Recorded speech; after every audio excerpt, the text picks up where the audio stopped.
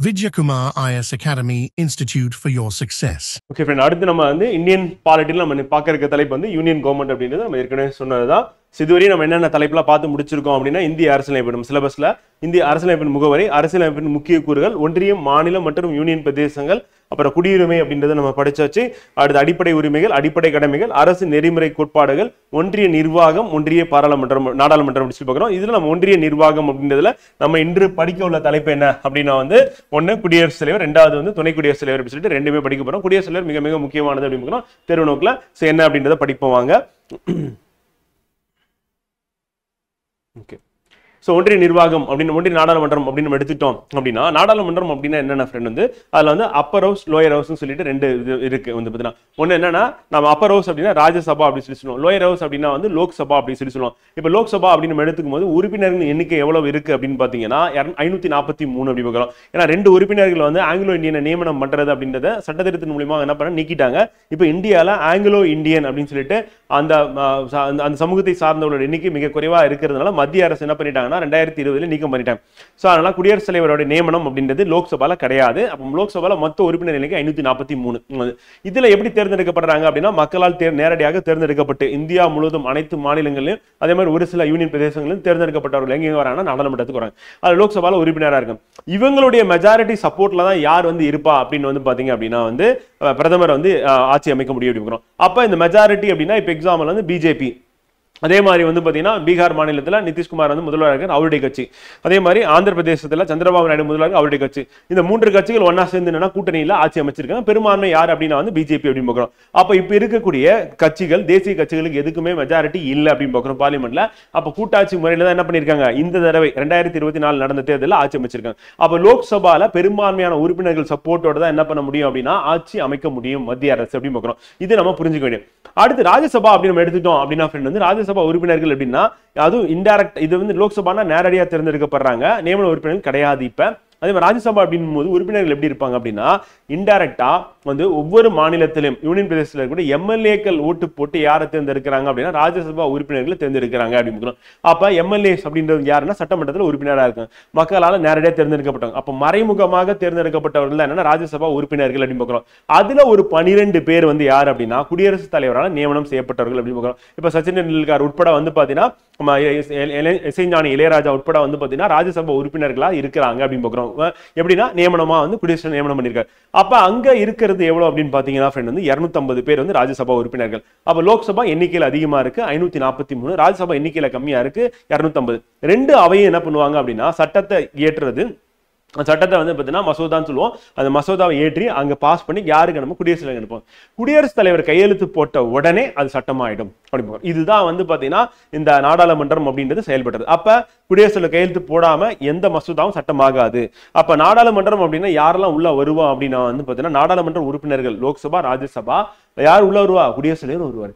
ஏன் அப்படின்னு கேட்டீங்கன்னா நாடாளுமன்றத்தை கூட்டுறது யாருன்னு பாத்தீங்கன்னா சபாநாயகர் கிடையாது, குடியரசுத் தலைவர் தான். நாடாளுமன்றத்தை கலைக்கிறது யாருன்னா யாரு, குடியரசுத் தலைவர் தான். நாடாளுமன்றம் வந்து அவையை வந்து பாத்தீங்கன்னா முடிவு கொண்டு வர்றது யாருன்னா குடியரசுத் தலைவர் தான். அதே நாடாளுமன்றம் வந்து பாத்தீங்கன்னா அந்த நடுவில் அந்த ஒத்தி வைக்கிறது அப்படின்றது மட்டும் யார் பண்ணா சபாநாயகர் பண்ணுவார். ஆனா கூட்டத்தை கூட்டுறதா இருக்கட்டும், கலைக்கிறதா இருக்கட்டும், எல்லாமே யார் பண்ணுவாங்கன்னா குடியரசுத் தலைவர் தான் பண்ணுவாங்க. அப்ப குடியரசுத் தலைவர் அப்படின்றது நாடாளுமன்றத்தின் ஒரு அங்கமா இருக்காரு அப்படின்னு பார்க்கிறோம். சோ அவரை தான் நம்ம ஃபர்ஸ்ட் வந்து பார்க்க போறோம். இப்போ இந்த குடியரசுத் தலைவர் அப்படின்னு எடுத்துக்கும் போது எப்படி ஒரு எலெக்ஷன் எல்லாம் தேர்ந்தெடுக்கிறாங்க அப்படின்னு பார்த்தோம் அப்படின்னா ஃப்ரெண்ட் வந்து குடியரசுத் தலைவர் பொறுத்தவரை இந்திய நாட்டை ரெப்ரசென்ட் பண்றாரு, கரெக்டா? அப்ப இந்தியாவை வந்து பாத்தீங்கன்னா இந்தியாவின் முதல் குடிமகனா இருக்கு, இந்திய நாட்டு முழுவதையும் ரெப்ரசென்ட் பண்றதுனால இவரை தேர்ந்தெடுக்கக்கூடிய தேர்தலில் வந்து நாடாளுமன்றத்துல தேர்ந்தெடுக்கப்பட்ட உறுப்பினர்கள், அப்ப என்னன்னா நியமன உறுப்பினர்கள் 12 பேர் வரமாட்டாங்க. ஏன்னா குடியரசுத் தலைவர் தான் நியமிக்கிறார். எங்க ராஜ்யசபால அவங்க வரமாட்டாங்க. அப்ப 238 பேர் அங்கேயும், இங்க லோக்சபா அப்படின்னா வந்து பாத்தீங்கன்னா நமக்கு லோயர் ஹவுஸ் வந்து பாத்தீங்கன்னா அங்க வந்து 543 இவங்க. அப்ப 543 லோக்சபா உறுப்பினர்களும் ராஜ்யசபா உறுப்பினர்கள் 238 பேரும். அதே மாதிரி ஒவ்வொரு மாநிலத்திலும் என்ன இருக்கும் அப்படின்னா சட்டப்பேரவை இருக்கும், சட்டமன்றம் இருக்கும். அதே வந்து சட்ட மேலவை அப்படின்றது வேற, சட்டப்பேரவை அப்படின்னு வேற. அப்ப சட்டப்பேரவை, சட்டமன்றம் அப்படின்னா மாநிலத்துல மக்களால் நேரடியாக தேர்ந்தெடுக்கப்பட்டவங்க, சோ அவங்க இருப்பாங்க எம்எல்ஏ. அப்ப இந்த MLA, Lok Sabha MP, Rajya Sabha MP 3 பேரும் ஓட்டு போட்டு யாரை தேர்ந்தெடுப்பாங்கன்னா குடியரசுத் தலைவர் தேர்ந்தெடுப்பாங்க. அப்ப குடியரசுத் தலைவர் தேர்தலில் ஓட்டளிக்கும் வாக்களிக்கும் உரிமை யாருக்கு இருக்கு அப்படின்னு பாத்தீங்கன்னா எம்எல்ஏக்கு இருக்கு. இங்கேயும் தேர்ந்தெடுக்கப்பட்டவங்க தான், நியமனம் கிடையாது. லோக்சபா அங்கேயும் தேர்ந்தெடுக்கப்பட்டவர்கள் தான், அங்க நியமனமே சுத்தமா இல்லை, இப்ப தூக்கிட்டாங்க. ராஜ்யசபா நியமன உறுப்பினர்கள் இருப்பாங்க, ஆனா அவங்க ஓட்டு போட முடியாது குடியரசுத் தலைவர் தேர்தலில். அப்ப என்ன பண்ண தேர்ந்தெடுக்கப்பட்டு இவங்க ஓட்டு போட்டு குடியரசுத் தலைவர் தேர்ந்தெடுக்காங்க. இப்ப இந்த எலெக்ஷன் எப்படி நடக்கும் அப்படின்னா இது கொஞ்சம் வித்தியாசமா இருக்கும். நம்ம நார்மலா நம்ம ஓட்டு போடும்போது இப்ப எக்ஸாம்பிள் வந்து மொத்தமா மக்கள் தொகை வந்து பார்த்தீங்கன்னா உங்களுக்கு புரியுற மாதிரி சொல்றேன், 1000 பேர் ஒரு தொகுதியில் இருக்காங்க ஃப்ரெண்டு. அந்த 1000 பேர்ல வந்து பாத்தீங்கன்னா 501 பேர் ஓட்டு போட்டா ஒருத்தர் ஜெயிப்பாரு அப்படின்லாம் கிடையாது. 1000 பேர்ல மக்கள் வந்து ஓட்டு போட்டதே எவ்வளவுனா 600 பேர் தான். அந்த 600 பேரும் வந்து என்ன பண்றாங்கன்னா ஒரு 4 கட்சிக்கு ஓட்டு போடுறாங்க. அப்ப 4 கட்சிக்கு ஓட்டு போடும்போது என்ன ஆகுதுன்னா ஒரு கட்சிக்கு வந்து 100 பேரும், இன்னொரு கட்சிக்கு 100 பேரும், அப்புறம் இன்னொரு கட்சிக்கு வந்து ஒரு 200 பேர் போடுறாங்க. அடுத்து இன்னொரு கட்சிக்கு வந்து பாத்தீங்கன்னா ஒரு 150, அப்புறம் ஒரு 50ன்னு வச்சுக்கோங்களேன். ஸோ அந்த மாதிரி பிரியும் போது 4 கட்சிக்கு 600 ஓட்டு வந்துருது. ஆனா இப்ப அதிகபட்சமா ஓட்டு வாங்கினது எவ்வளவுன்னு பாத்தீங்கன்னா 200 பேர் ஓட்டு தான் ஒரு கட்சி வந்து வாங்கியிருக்கு, ஒரு வேட்பாளர் வாங்கியிருக்காரு. அப்ப நார்மலா எம்எல்ஏ எலெக்ஷன், எம்பி எலெக்ஷன்ல வந்து இப்ப யாரு வெற்றியாளர் அப்படின்னு அறிவிப்பாங்க அப்படின்னா அந்த 200 ஓட்டு வாங்கினவர் தான். ஆனா எத்தனை வாக்காளர்? 1000 பேர். அப்ப 1000 பேர்ல 200 பேரை மட்டும் தான் அவர் சப்போர்ட் பண்ணிருக்காங்க. அப்படி இருந்தாலும் அவர் வெற்றி பெற்றவர். காரணம் என்னன்னா இந்த ஓட்டெல்லாம் என்ன பண்ணிடுறாங்க, பல கட்சி உறுப்பினர்களுக்கு பிரிஞ்சு போய் கடைசியா இவரை சப்போர்ட் பண்ணது இவ்வளவுதான். ஆனா இவர் தான் ஓட்டு வாங்கினது அதிகமாக ஓட்டு வாங்கினாருன்னு சொல்லிட்டு எலெக்ஷன் ரிசல்ட் என்ன பண்ணுவாங்கன்னா 1000 பேர்ல 200 பேரை சப்போர்ட் பண்ண 200 பேர் சப்போர்ட் பண்ண ஒரு வாக்காளர் வெற்றி பெற்றவரை அறிவிக்கிறது தான் எம்எல்ஏ எலெக்ஷன், எம்பி எலெக்ஷன் வந்து. இதுதான் நேரடி மக்கள் தேர்தல் அப்படின்னு. இதே வந்து குடியரசுத் தலைவர் தேர்தல்லாம் கொஞ்சம் வித்தியாசமான ஒரு மெத்தடை ஃபாலோ பண்ணுவாங்க. என்னப்பா அப்படின்னு கேட்டீங்கன்னா வந்து பாத்தீங்கன்னா ஒற்றை மாற்று வாக்கு அப்படின்னு பாக்குறோம், விகிதாச்சார பிரதிநிதித்துவம் அப்படின்னு பாக்குறோம். அதனால ஒற்றை மாற்று வாக்கு அப்படின்னா இப்போ உதாரணத்துக்கு குடியரசுத் தலைவர் வந்து பாத்தீங்கன்னா தேர்தலில் 4 பேர் நிக்கிறாங்க ஃப்ரெண்ட், ABCDன்ட்டு வந்து. இப்போ என்ன பண்ணணும்னா எம்எல்ஏ எம்பிக்கு ஓட்டு போடணும். எப்படி ஓட்டு போடணும்னா நான் வந்து என்ன பண்றேன்னா எனக்கு ஃபர்ஸ்ட் ப்ரெஃபரன்ஸ் நான் யாருக்கு வந்து நான் வந்து ஓட்டு போடுவேன் அப்படின்னா ஏன்ற கேண்டிடேட் போடுவேன். செகண்ட் ப்ரிஃபரன்ஸ் நான் என்ன பண்றேன், பின்னு போடுறேன். தேர்டு சி, ஃபோர்த்து டின்னு சொல்லி வேட்பாளர் வந்து எம்எல்ஏ வந்து ஒருத்தர் வந்து ஓட்டு போடலாம். அப்ப என்னன்னா இவருக்கு யாரு ஃபர்ஸ்ட் பிடிக்குமோ அவர் ஃபர்ஸ்ட் போட்டுடலாம். அடுத்து BCDனா இவர் ஃபில்அப் பண்ணியே ஆகணும் கம்பல்சரியா வந்து. அதே மாதிரி எல்லாருமே என்ன பண்ணுவாங்கன்னா எனக்கு B ஃபர்ஸ்ட் பிடிக்கும், எனக்கு D ஃபர்ஸ்ட் பிடிக்கும், எனக்கு C வந்தா கரெக்டா இருக்கும் குடியரசுத் தலைவரா அப்படி சொல்லிட்டு ஓட்டு போடலாம். அப்போ ஒவ்வொரு கட்சி என்ன பண்ணுவாங்கன்னா ஒவ்வொரு வேட்பாளரை சப்போர்ட் பண்ணுவாங்க. அந்த கட்சி உறுப்பினர் எல்லாரும் என்ன பண்ணுவாங்க, அந்த B வேட்பாளர் சப்போர்ட் பண்ணா அந்த கட்சி ஃபுல்லாவே B வேட்பாளர் முதல் ப்ரிஃபரன்ஸ் கொடுத்துருவாங்க. செகண்ட், தேர்டு, ஃபோர்த்து கொடுத்தாங்க வந்து. அப்படி கொடுக்கும்போது என்ன ஆகும் அப்படின்னா இப்ப ஓட்டெல்லாம் போட்டு முடிச்சிடுறேன். 543 லோக்சபா எம்பி வந்து 250 வந்து 238 ராஜ்யசபா எம்பி, அப்புறம் ஒவ்வொரு மாநிலத்திலும் இருக்கக்கூடிய அந்த சட்டப்பேரவை உறுப்பினர்கள் சொல்லி பார்க்கிறோம். அப்போ உறுப்பினர்கள் அப்படின்னு நம்ம தோராயமா போட்டுக்கும் போது 28 மாநிலம் இருக்கு, ஒரு 4000 பேர் இருக்காங்கன்னு வச்சுக்கோங்க ஃப்ரெண்ட். ஒரு எக்ஸாம்பிள் சொல்றேன், 4000 எம்எல்ஏஸ் இருக்காங்க. இப்போ எல்லாரும் வந்து ஓட்டு போடும்போது என்ன பண்ணுன்னா ப்ரெஃபரன்ஸ் கொடுக்கும். அப்படி கொடுத்து ஓட்டு போடும்போது இப்ப இந்த 4 வேட்பாளர்ல யாரு மிக குறைவான ஓட்டு வாங்கியிருக்காங்க அப்படின்றது ஒரு பக்கம். இன்னொரு பக்கம் 50% மேல ஓட்டு வாங்கிட்டாங்கன்னா உடனடியா எலெக்ஷன் ரிசல்ட் என்ன சொல்லிடுவாங்க, அவங்க வெற்றி பெற்றாங்கன்னு சொல்லி அறிவிச்சிருவாங்க. சப்போஸ் வாங்கல அப்படின்ற பட்சத்துல 50% மேல வாங்கல, நம்ம ஏற்கனவே பார்த்த மாதிரி 200 ஓட்டு கதை இருக்குல்ல அந்த மாதிரி வாங்கிட்டாங்க அப்படின்னும் போது நான் 50 ஓட்டு ஏற்கனவே பார்த்த அந்த கதையில 50 ஓட்டு இருக்குல்ல, கம்மியா ஓட்டுவான வேட்பாளர் இருக்குல்ல, அந்த வேட்பாளருடைய வாக்கு சீட்டை எடுத்து அதுல ஃபர்ஸ்ட் ப்ரிஃபரன்ஸா அவர் கொடுத்துருப்பாங்கல்ல, அப்ப செகண்ட் ப்ரிஃபரன்ஸை யாரு கொடுத்தாங்களோ அவங்களுடைய வாக்குப்பட்டியல எடுத்துட்டு போய் போட்டுருவாங்க. 50 ஓட்டு பிரிச்சு 2வது ப்ரிஃபரன்ஸ்ல யார் யார் பேர்லாம் அதுல இருக்கோ, B பேர் இருக்கா, D பேர் இருக்கா, C பேர் இருக்கா, நான் 3 பிரிச்சு. ஏன்னா D வந்து கம்மியா வாங்கியிருக்காருன்னு வச்சுக்கோங்க, 50 ஓட்டு வாங்கியிருக்காரு. அப்ப கம்மியா வாங்கின அந்த வேட்பாளருடைய ஓட்டை பிரிச்சு என்ன பண்ணிடுவாங்க, மீதி இருக்க 3 பேருக்கும் போட்டுருவாங்க. அப்படி போட்டு அப்பயாவது 50% வருதான்னு பார்ப்பாங்க. அப்பயும் வரல அப்படின்னா அதுக்கப்புறம் லீஸ்டா இருக்கிறது யாரு அப்படின்னு பார்ப்போம். பார்க்கும்போது ஏதான் லீஸ்டா இருக்காங்க. அப்ப ஏவோட ஓட்டு எடுத்து பிரிச்சு என்ன பண்ணுவாங்க, மீதி இருக்க 2 பேருக்கு போடுவாங்க. போட்டா அப்ப கண்டிப்பா என்ன பண்ணுவாங்க, ஒருத்தர் வந்து 50% மேல ஓட்டு வாங்கிடுவாரு. இதுதான் என்னன்னா விகிதாச்சார பிரதிநிதித்துவம் அப்படின்னு பார்க்குறோம். சிங்கிள் டிரான்ஸ்ஃபர் ஓட் அப்படி சொல்லி பார்ப்போம் வந்து. ஸோ அப்ப வந்து நம்ம வந்து இந்த மெத்தட் வந்து யாருக்கு ஃபாலோ பண்றாங்க அப்படின்னு பாத்தீங்கன்னா 3 எலெக்ஷன்ல வந்து நடக்கும். ஒன்னு வந்து பாத்தீங்கன்னா குடியரசுத் தலைவர், 2வது வந்து துணை குடியரசுத் தலைவர். அது 2 பேரும் நம்ம இன்னைக்கு பார்க்க போறோம். 3வது ஒருத்தவங்க யார் அப்படின்னு பார்த்தா ராஜ்யசபா எம்பி. அப்ப ராஜ்யசபா எம்பி எலெக்ஷனோ நார்மல் எலெக்ஷனா இருக்காது. அப்ப எம்எல்ஏ வந்து என்ன பண்ணணும், ராஜ்யசபா எம்பி வந்து தேர்ந்தெடுக்கும் போது வந்து பாத்தீங்கன்னா வேட்பாளர் நிக்க வைக்கிறாங்க அப்படின்னா ஸோ அப்ப விகிதாச்சார பிரதிநிதித்துவம் அப்படின்னு அடிப்படையில தேர்ந்தெடுக்க முடியும். இதுதான் வந்து எலெக்ஷன் மெத்தட். மற்ற கதை எல்லாமே நம்ம உள்ள போவோம், உங்களுக்கு தெரிஞ்சதெல்லாம் இருக்கும். இதுதான் நீங்க நல்லா தெரிஞ்சுக்க வேண்டியது, புரிஞ்சுக்க வேண்டியது. நாடாளுமன்றம் அப்படின்னா இதான் நினைவுக்கு வரணும். அதுல நாடாளுமன்றத்தோட ஒரு அங்கமா யாரு இருக்கா அப்படின்னு பாத்தீங்கன்னா உறுப்பினர்களோட சேர்ந்து யார் வருவா, குடியரசுத் தலைவரும் வருவாரு அப்படின்னு பார்க்கணும். அப்ப துணை குடியரசுத் தலைவர் வரமாட்டாரா அப்படின்னு கேட்டீங்கன்னா துணை குடியரசுத் தலைவருக்கு வேலையே இல்லை. அதனால என்ன பண்ணுவாங்க, அவர் அப்படியே வாப்பான்னு கூட்டிட்டு போயிட்டு எங்க உட்கார வைக்கிறாங்க, ராஜ்யசபாவோட சேர்மனா அப்படி உட்கார வைக்கிறாங்க. அப்படி உட்கார வச்சோடனே அவர் என்ன பண்றாரு, அங்க வேலையை பார்க்கறாரு. அப்ப இவர் அந்த வேலையை பார்த்துட்டு இருக்கும்போது துணை குடியரசுத் தலைவர் ஒரு வேலையும் கிடையாது, அதான் உண்மை வந்து. அப்ப துணை குடியரசுத் தலைவர் வந்து ராஜ்யசபாவுடைய தலைவரா போய் உட்காந்து ராஜ்யசபா நடத்த விட்டுறாங்க. இப்ப இன்கேஸ் குடியரசுத் தலைவருக்கு உடம்பு சரியில்லை, அப்போ அவர் லீவ்ல போயிடுறாரு. அப்போ உடல்நிலை சரியில்லை. அந்த சமயத்துல வந்து யார் வந்து குடியரசுத் தலைவரை ஆக்ட் பண்ணுவா அப்படின்னு பார்த்தீங்கன்னா, ராஜ்யசபா சேர்மன் உடனடியாக எங்க வந்துடுவாருன்னா ராஷ்டிரபதி பவனுக்கு போயிடுவார். போயிட்டு அங்கே போய் உட்காந்து என்ன பண்ணுவார், இனி நான் தான் குடியரசுத் தலைவர், இப்போ குடியரசுத் தலைவருக்கான சம்பளம் எனக்கு போட்டுருங்க, குடியரசுத் தலைவர் அதிகாரம்லாம் எனக்கு இருக்கு, அவர் என்னெல்லாம் பண்ணுவாரோ அதெல்லாம் நான் இன்னையிலேருந்து பண்ண போறேன் அப்படின்னு சொல்லி பதவி ஏற்றுப்பார். அப்போ குடியரசுத் தலைவருக்கு வந்து உடம்பு சரியாயிருச்சு, நல்லா ஆயிட்டார் ஒரு 2 மாசத்துல.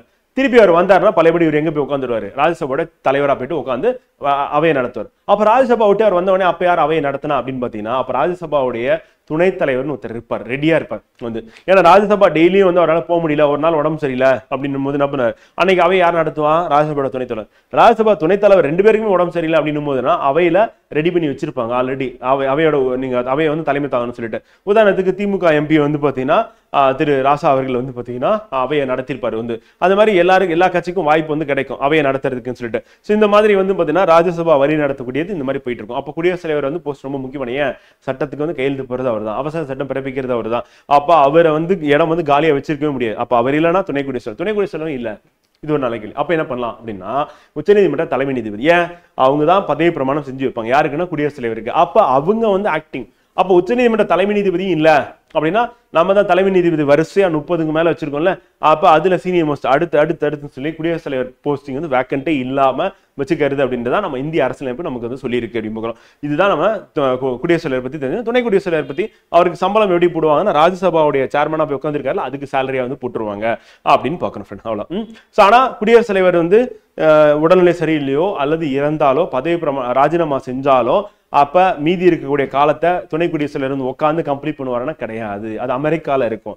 இந்தியாவை பொறுத்தவரை என்ன, 6 மாசத்துல எலெக்ஷன் வைக்கணும், புதுசா குடியரசுத் தலைவர் தேர்ந்தெடுத்தாகணும் அப்படின்னு பார்க்கணும். இதுதான் வந்து இந்தியாவில் இருக்க நடைமுறை அப்படின்னு பார்க்கணும். ஸோ இப்போ நம்ம இது வந்து ஓவராலா இந்த கதை ஃப்ரெண்ட், இந்த கதை உங்களுக்கு புரிஞ்சிருக்கும்னு நினைக்கிறேன். இப்போ நம்ம அடுத்து நம்ம என்ன பண்ண போறோம் அப்படின்னா வந்து ஸ்ட்ரெயிட்டா இதுக்குள்ள நுழையிறோம் அப்படின்னா வந்து இப்போ நம்ம யூனியன் கவர்மெண்ட்ல வந்து பார்த்தீங்கன்னா ஃபர்ஸ்ட் நம்ம எதை பார்க்க போறோம் அப்படின்னா குடியரசுத் தலைவர் பார்க்க போறோம். அதுக்கு முன்னாடி இன்ட்ரோடக்ஷன் பார்த்துருவோம். வந்து இந்திய அரசியலமைப்பின் வந்து பகுதி 5 வந்து பார்த்தீங்கன்னா என்னன்னா 52 முதல் 78 வரையிலான சட்டப்பிரிவுகள் வந்து இருக்கு அப்படின்னு பார்க்குறோம். ஸோ அந்த சட்டப்பிரிவு நடுவண் அரசு நிர்வாகம் பற்றி குறிப்பிடுகின்றன அப்படின்னு பார்க்குறோம். அப்ப எந்த சட்டப்பிரிவு வந்து நடுவண் அரசு நிர்வாகத்தை பத்தி சொல்லுதுன்னா 52 இருந்து 78 அப்படின்னு பார்க்குறோம். எதுல இருக்குன்னா பகுதி 5ல இருக்கு அப்படின்னு சொல்லுவோம். ஸோ அது இம்பார்ட்டன்ட். நடுவண் அரசு நிர்வாகத்தை பத்தி சொல்லுது. நடுவண் அரசு 3 அங்கங்களை கொண்டது அப்படின்னு பார்க்குறோம். ஸோ ஒன்று என்னன்னா நிர்வாகம் அப்படின்னு பார்க்குறோம், 2வது சட்டமன்றம், 3வது நீதித்துறை. இதுதான் நீங்க எடுத்தோம் நியூஸ் பேப்பர்ல இதை பத்தி நம்ம டிஸ்கஸ் பண்ணியிருந்தோம். நடுவண் நிர்வாகம் என்பது குடியரசுத் தலைவர், துணை குடியரசுத் தலைவர், பிரதம அமைச்சர், தலைவரை கொண்ட அமைச்சரவை குழு மற்றும் இந்திய அரசின் தலைமை வழக்கறிஞர் ஆகியவரை உள்ளடக்கியது. அப்ப நடுவண் அரசு அப்படின்னும் போது யாரெல்லாம் உள்ள வராங்க அப்படின்னு பார்க்கும்போது நம்ம மறக்கக்கூடியதுன்னா தலைமை வழக்கறிஞர் அப்படின்னு பார்க்குறோம். வந்து அட்டார்னி ஜெனரல் ஆஃப் இந்தியா, உயர்ந்த சட்ட அதிகாரி இந்தியால. இவருடைய வேலை என்னன்னா மத்திய அரசு நடுவண் அரசு சார்பாக என்ன பண்ணணும் அப்படின்னா வந்து எல்லா கோர்ட்லயும் போயிட்டு வாதம் பண்ணுவார். வந்து இப்போ மத்திய அரசுக்கு எதிராக நடுவண் அரசுக்கு எதிராக வந்து பார்த்தீங்கன்னா வழக்கு தொடரப்பட்டதுன்னா அந்த வழக்கின் போது ஆஜராக வேண்டியது யாருன்னா இவருக்கு அசிஸ்ட் பண்றதுக்கு வந்து பார்த்தீங்கன்னா சொலிசிட்டர் ஜெனரல் அப்படின்னு சொல்லி இருப்பாங்க. அது அடிஷனல் சொலிசிட்டர் ஜெனரல் சொல்லிட்டு இந்தியா முழுக்க சுத்துறது கஷ்டம் இல்லை. அப்ப இவருக்கு பதிலாக இவருடைய பிரதிநிதியா போயிட்டு வழக்கறிஞராக வந்து பார்த்தீங்கன்னா கோர்ட்ல வாதாடுவாங்க அப்படின்னு பார்க்கலாம். அப்ப நடுவண் அரசு அப்படின்னு நிர்வாகம்னா குடியரசுத் தலைவர் வருவார், துணை குடியரசுத் தலைவர் வருவாங்க, பிரதமர் வருவாங்க, அதே மாதிரி அமைச்சர்கள் வருவாங்க, அதே மாதிரி அரசின் தலைமை வழக்கறிஞர் அப்படின்னு வருவாங்க. ஞாபகம் வச்சுக்கணும். நடுவண் சட்டமன்றமானது நாடாளுமன்றம் என்று அழைக்கப்படுகிறது அப்படி பார்க்கலாம். நடுவில் இருக்க சட்டம் லெஜிஸ்லேச்சர் அப்படின்னா அங்க என்ன நமக்கு பார்லிமெண்ட் பார்க்கலாம். 2 அவைகளை கொண்டது. ஒன்னு என்னப்பா அப்படின்னா மாநிலங்களவை வந்து ராஜ்யசபா, 2வது என்னன்னா லோக்சபா மக்களவை அப்படி பார்க்கிறோம். அப்ப மக்களவை மாநிலங்களவை சொல்லிட்டு 2 அவையா வந்து பிரியுது. இதுல 104வது அரசியலமைப்பு திருத்த சட்டம் 2020 கொண்டு வராங்க. எதுக்காக அப்படின்னா நாடாளுமன்றத்தில் வந்து மக்களவை மற்றும் சட்டப்பேரவையில் வந்து பார்த்தீங்கன்னா ஆங்கிலோ இந்தியன் சமூகத்தின் இடஒதுக்கீடு முடிவுக்கு கொண்டு வந்தது.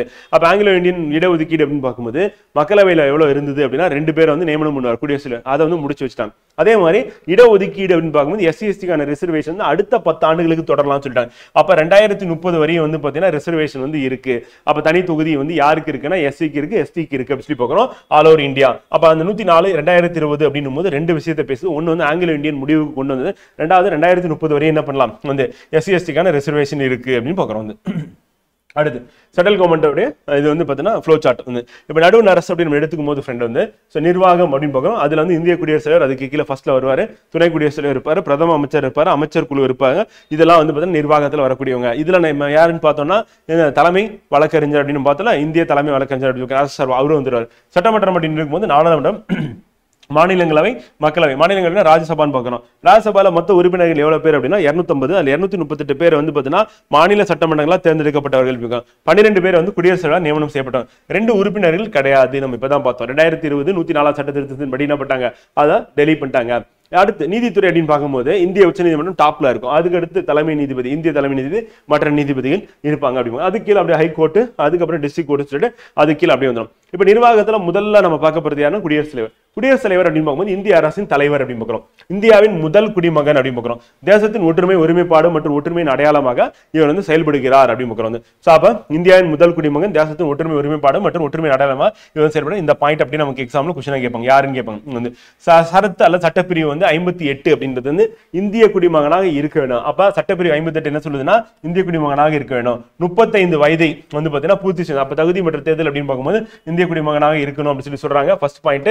அடுத்து 35 வயது வந்து பூர்த்தி செய்தவராக இருக்க வேண்டும். மக்களவை உறுப்பினர் ஆவதற்கான அனைத்து தகுதியும் கொண்டிருக்கணும். அப்ப இந்திய குடியரசுத் தலைவருக்கு 35 வயது. மக்களவை உறுப்பினர் அனைத்து அதுல என்னெல்லாம் சொல்லியிருக்காங்களோ அதெல்லாம். மக்களவை உறுப்பினர் ஆவதற்கான வயது அப்படின்னு கேட்டீங்கன்னா 25 வயது.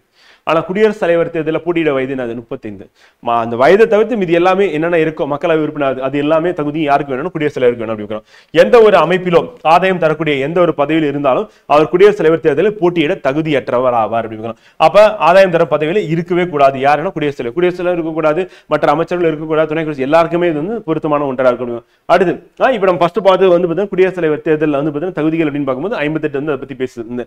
அடுத்து இந்திய அரசியலமைப்பின் 52வது சட்டப்பிரிவு என்ன பண்ணுதுன்னா வந்து இந்தியாவுக்கு ஒரு குடியரசுத் தலைவர் இருக்க வேண்டும் சொல்லுது. அப்ப இந்தியாவுக்கு ஒரு குடியரசுத் தலைவர் தேவை அப்படின்னா 52 வந்து. 53வது சட்டப்பிரிவு என்ன சொல்லுது அப்படின்னு பாத்தீங்கன்னா இந்திய ஒன்றியத்தின் ஆட்சி அதிகாரத்தை அவருக்கு அளிப்பதுன்னு அவற்றை நேரடியாகவும் மறைமுகமாகவும் செயல்படுத்த வகை செய்கிறது. அப்ப 52, 53 யாருன்னா குடியரசுத் தலைவர் பத்தி தான் பேசுது. ஆனா அரசமைப்பு வந்து சட்டப்பிரிவு 52வது குடியரசுத் தலைவர் பதவிக்கான குறைந்தபட்சம் 50 தேர்வு வாக்காளர்கள் வந்து என்ன பண்ணணும் அப்படின்னா முன்மொழிவு செய்ய வேண்டும். அப்ப அவர் வந்து எலெக்ட் பண்றதுக்கு வந்து பாத்தீங்கன்னா 50 தேர்வு வாக்காளர்கள் அவர் ஓட்டு போடுறது யாருன்னா எம்பிஸ் தான், எம்எல்ஏ. அப்ப 50 எம்பிஸ் வந்து சப்போர்ட் பண்றாங்க அப்படின்னு போது அதே மாதிரி வழிமொழியறது அப்படின்றது அதுவும் 50 பேர். அப்ப குடியரசுத் தலைவர் தேர்தலில் வாக்காளர்கள் அப்படின்னு பார்க்கும்போது எம்பிஸ் வந்து 50 பேரும் முன்மொழியணும், 50 பேர் வழிமொழியும். அப்ப 100 பேர் வந்து சப்போர்ட் வந்து தேவைப்படுது. மேலும் ஒவ்வொரு வேட்பாளர் என்ன பண்ண டெபாசிட் பண்ணணும். அந்த டெபாசிட் அப்படின்றது 6 1 பங்கு ஓட்டு வாங்கணும் சொல்லி பார்க்கணும். அப்படி வாங்கினா டெபாசிட் திருப்பி கிடைக்கும், இல்லைன்னா கிடைக்காது. இந்திய குடியரசுத் தலைவர் மக்களால் நேரடியாக தேர்வு செய்யப்படுவதில்லை, மாறாக யார் மூலியமா தேர்ந்தெடுக்கப்படுறாங்க. அதான் இம்பார்ட்டன் வந்து பாத்தீங்கன்னா நாடாளுமன்றத்தின் ஈர வகையிலும் தேர்ந்தெடுக்கப்பட்ட உறுப்பினர்கள். நல்லா ஞாபகம், தேர்ந்தெடுக்கப்பட்ட உறுப்பினர்கள். அப்ப நியமிக்கப்பட்ட மக்களவை மாநிலங்களில் நியமனம் செய்யப்பட்ட 12 உறுப்பினர்கள் வரமாட்டாங்க. அது மாநில சட்டமன்றங்களில் தேர்ந்தெடுக்கப்பட்ட உறுப்பினர்கள். அப்ப என்ன வர மாட்டாங்க, சட்ட மேலவை இருக்கும் மாநிலங்கள்ல அப்படின்னா அது வராது அப்படின்னு. சோ அது நம்ம ஞாபகம் வச்சுக்கணும். இப்ப ஆந்திர பிரதேஷ் தெலுங்கானால சட்ட மேலவை இருக்கு அப்படின்னு. சோ அது வராது அப்படின்னு ஞாபகம் வச்சுக்கணும். டெல்லி மற்றும் பாண்டிச்சேரி யூனியன் பிரதேசங்கள் சட்டமன்றத்தில் தேர்ந்தெடுக்கப்பட்ட உறுப்பினர். அப்ப யூனியன் பிரதேசம் இருக்கு அப்படின்னா அங்கேயும் தேர்ந்தெடுக்கப்பட்ட சட்டமன்ற உறுப்பினர் அவங்களும் ஓட்டு போடலாம். அப்ப தேர்ந்தெடுக்கப்பட்ட உறுப்பினர்கள் மட்டும் என்ன பண்ணுவாங்கன்னா வந்து குடியரசுத் தலைவர் தேர்தலில் வந்து ஓட்டு போடுவாங்க அப்படின்னு பார்க்கிறோம். அப்ப தேர்தல் வெற்றி அப்படின்னா தேர்தலில் வாக்களிக்கப்பட்ட மொத்த வாக்குகளின் எண்ணிக்கை அப்படின்னா தேர்வு செய்யப்பட வேண்டிய வேட்பாளர் எண்ணிக்கை பொறுத்து இருக்கும். ஸோ அப்ப தேர்தலில் வாக்களிப்பு மொத்த வாக்குகள் அப்படின்னும் போது ஒவ்வொரு ஸ்டேட்லையும் ஏன்னா ஆல் ஓவர் இந்தியாவோட பாப்புலேஷன் டிவைடட் பை எம்பிஸ் உடைய நம்பர்ஸ் வந்து டிவைட் பண்ணி அதை வந்து வாக்குகளின் எண்ணிக்கையை வச்சுப்பாங்க. இந்த தேர்வு செய்யப்பட வேண்டிய வேட்பாளர் எண்ணிக்கை அப்படின்றது கீழே வச்சுப்பாங்க. +1 அப்படின்னு போட்டோம்னா ஸோ அதுதான் வந்து தேர்தல் வெற்றிக்கான அளவு அப்படின்னு பார்க்குறோம். அப்ப குடியரசுத் தலைவர் தேர்தல் ஒற்றை மாற்று வாக்கெடுப்பு அப்படின்னு வார்த்தை ஞாபகம் வச்சுக்கணும். நேரடி தேர்தல் மறைமுக தேர்தலாக தேர்ந்தெடுக்க உறுப்பினர்கள் ஓட்டு போடும்போது ஒற்றை மாற்று வாக்கெடுப்பு ரகசிய வாக்கெடுப்பின் மூலம் வந்து விகிதாச்சார பிரதிநிதித்துவ முறையில் நடைபெறுகிறது. அதுதான் நம்ம இந்த கதையை வந்து ஃபர்ஸ்ட் சொன்னோம். எப்படி எலெக்ஷன் வந்து தேர்ந்தெடுக்கிறாங்க ABCD அப்படின்னு சொல்லிட்டு நம்ம சொன்னோம்ல அந்த இது. அப்ப ABCD அப்படின்னு சொல்லிட்டு மெத்தட்ல வந்து அப்ப குடியரசுத் தலைவர் தேர்தல் ஒற்றை மாற்று வாக்கெடுப்பு மற்றும் ரகசிய வாக்கெடுப்பு மூலம் விகிதாச்சார பிரதிநிதித்துவ முறையில் நடைபெறுகிறது அப்படின்னு பார்க்கணும். அது இம்பார்ட்டன் வந்து. அடுத்து குடியரசுத் தலைவர் பதவி பிரமாணம்.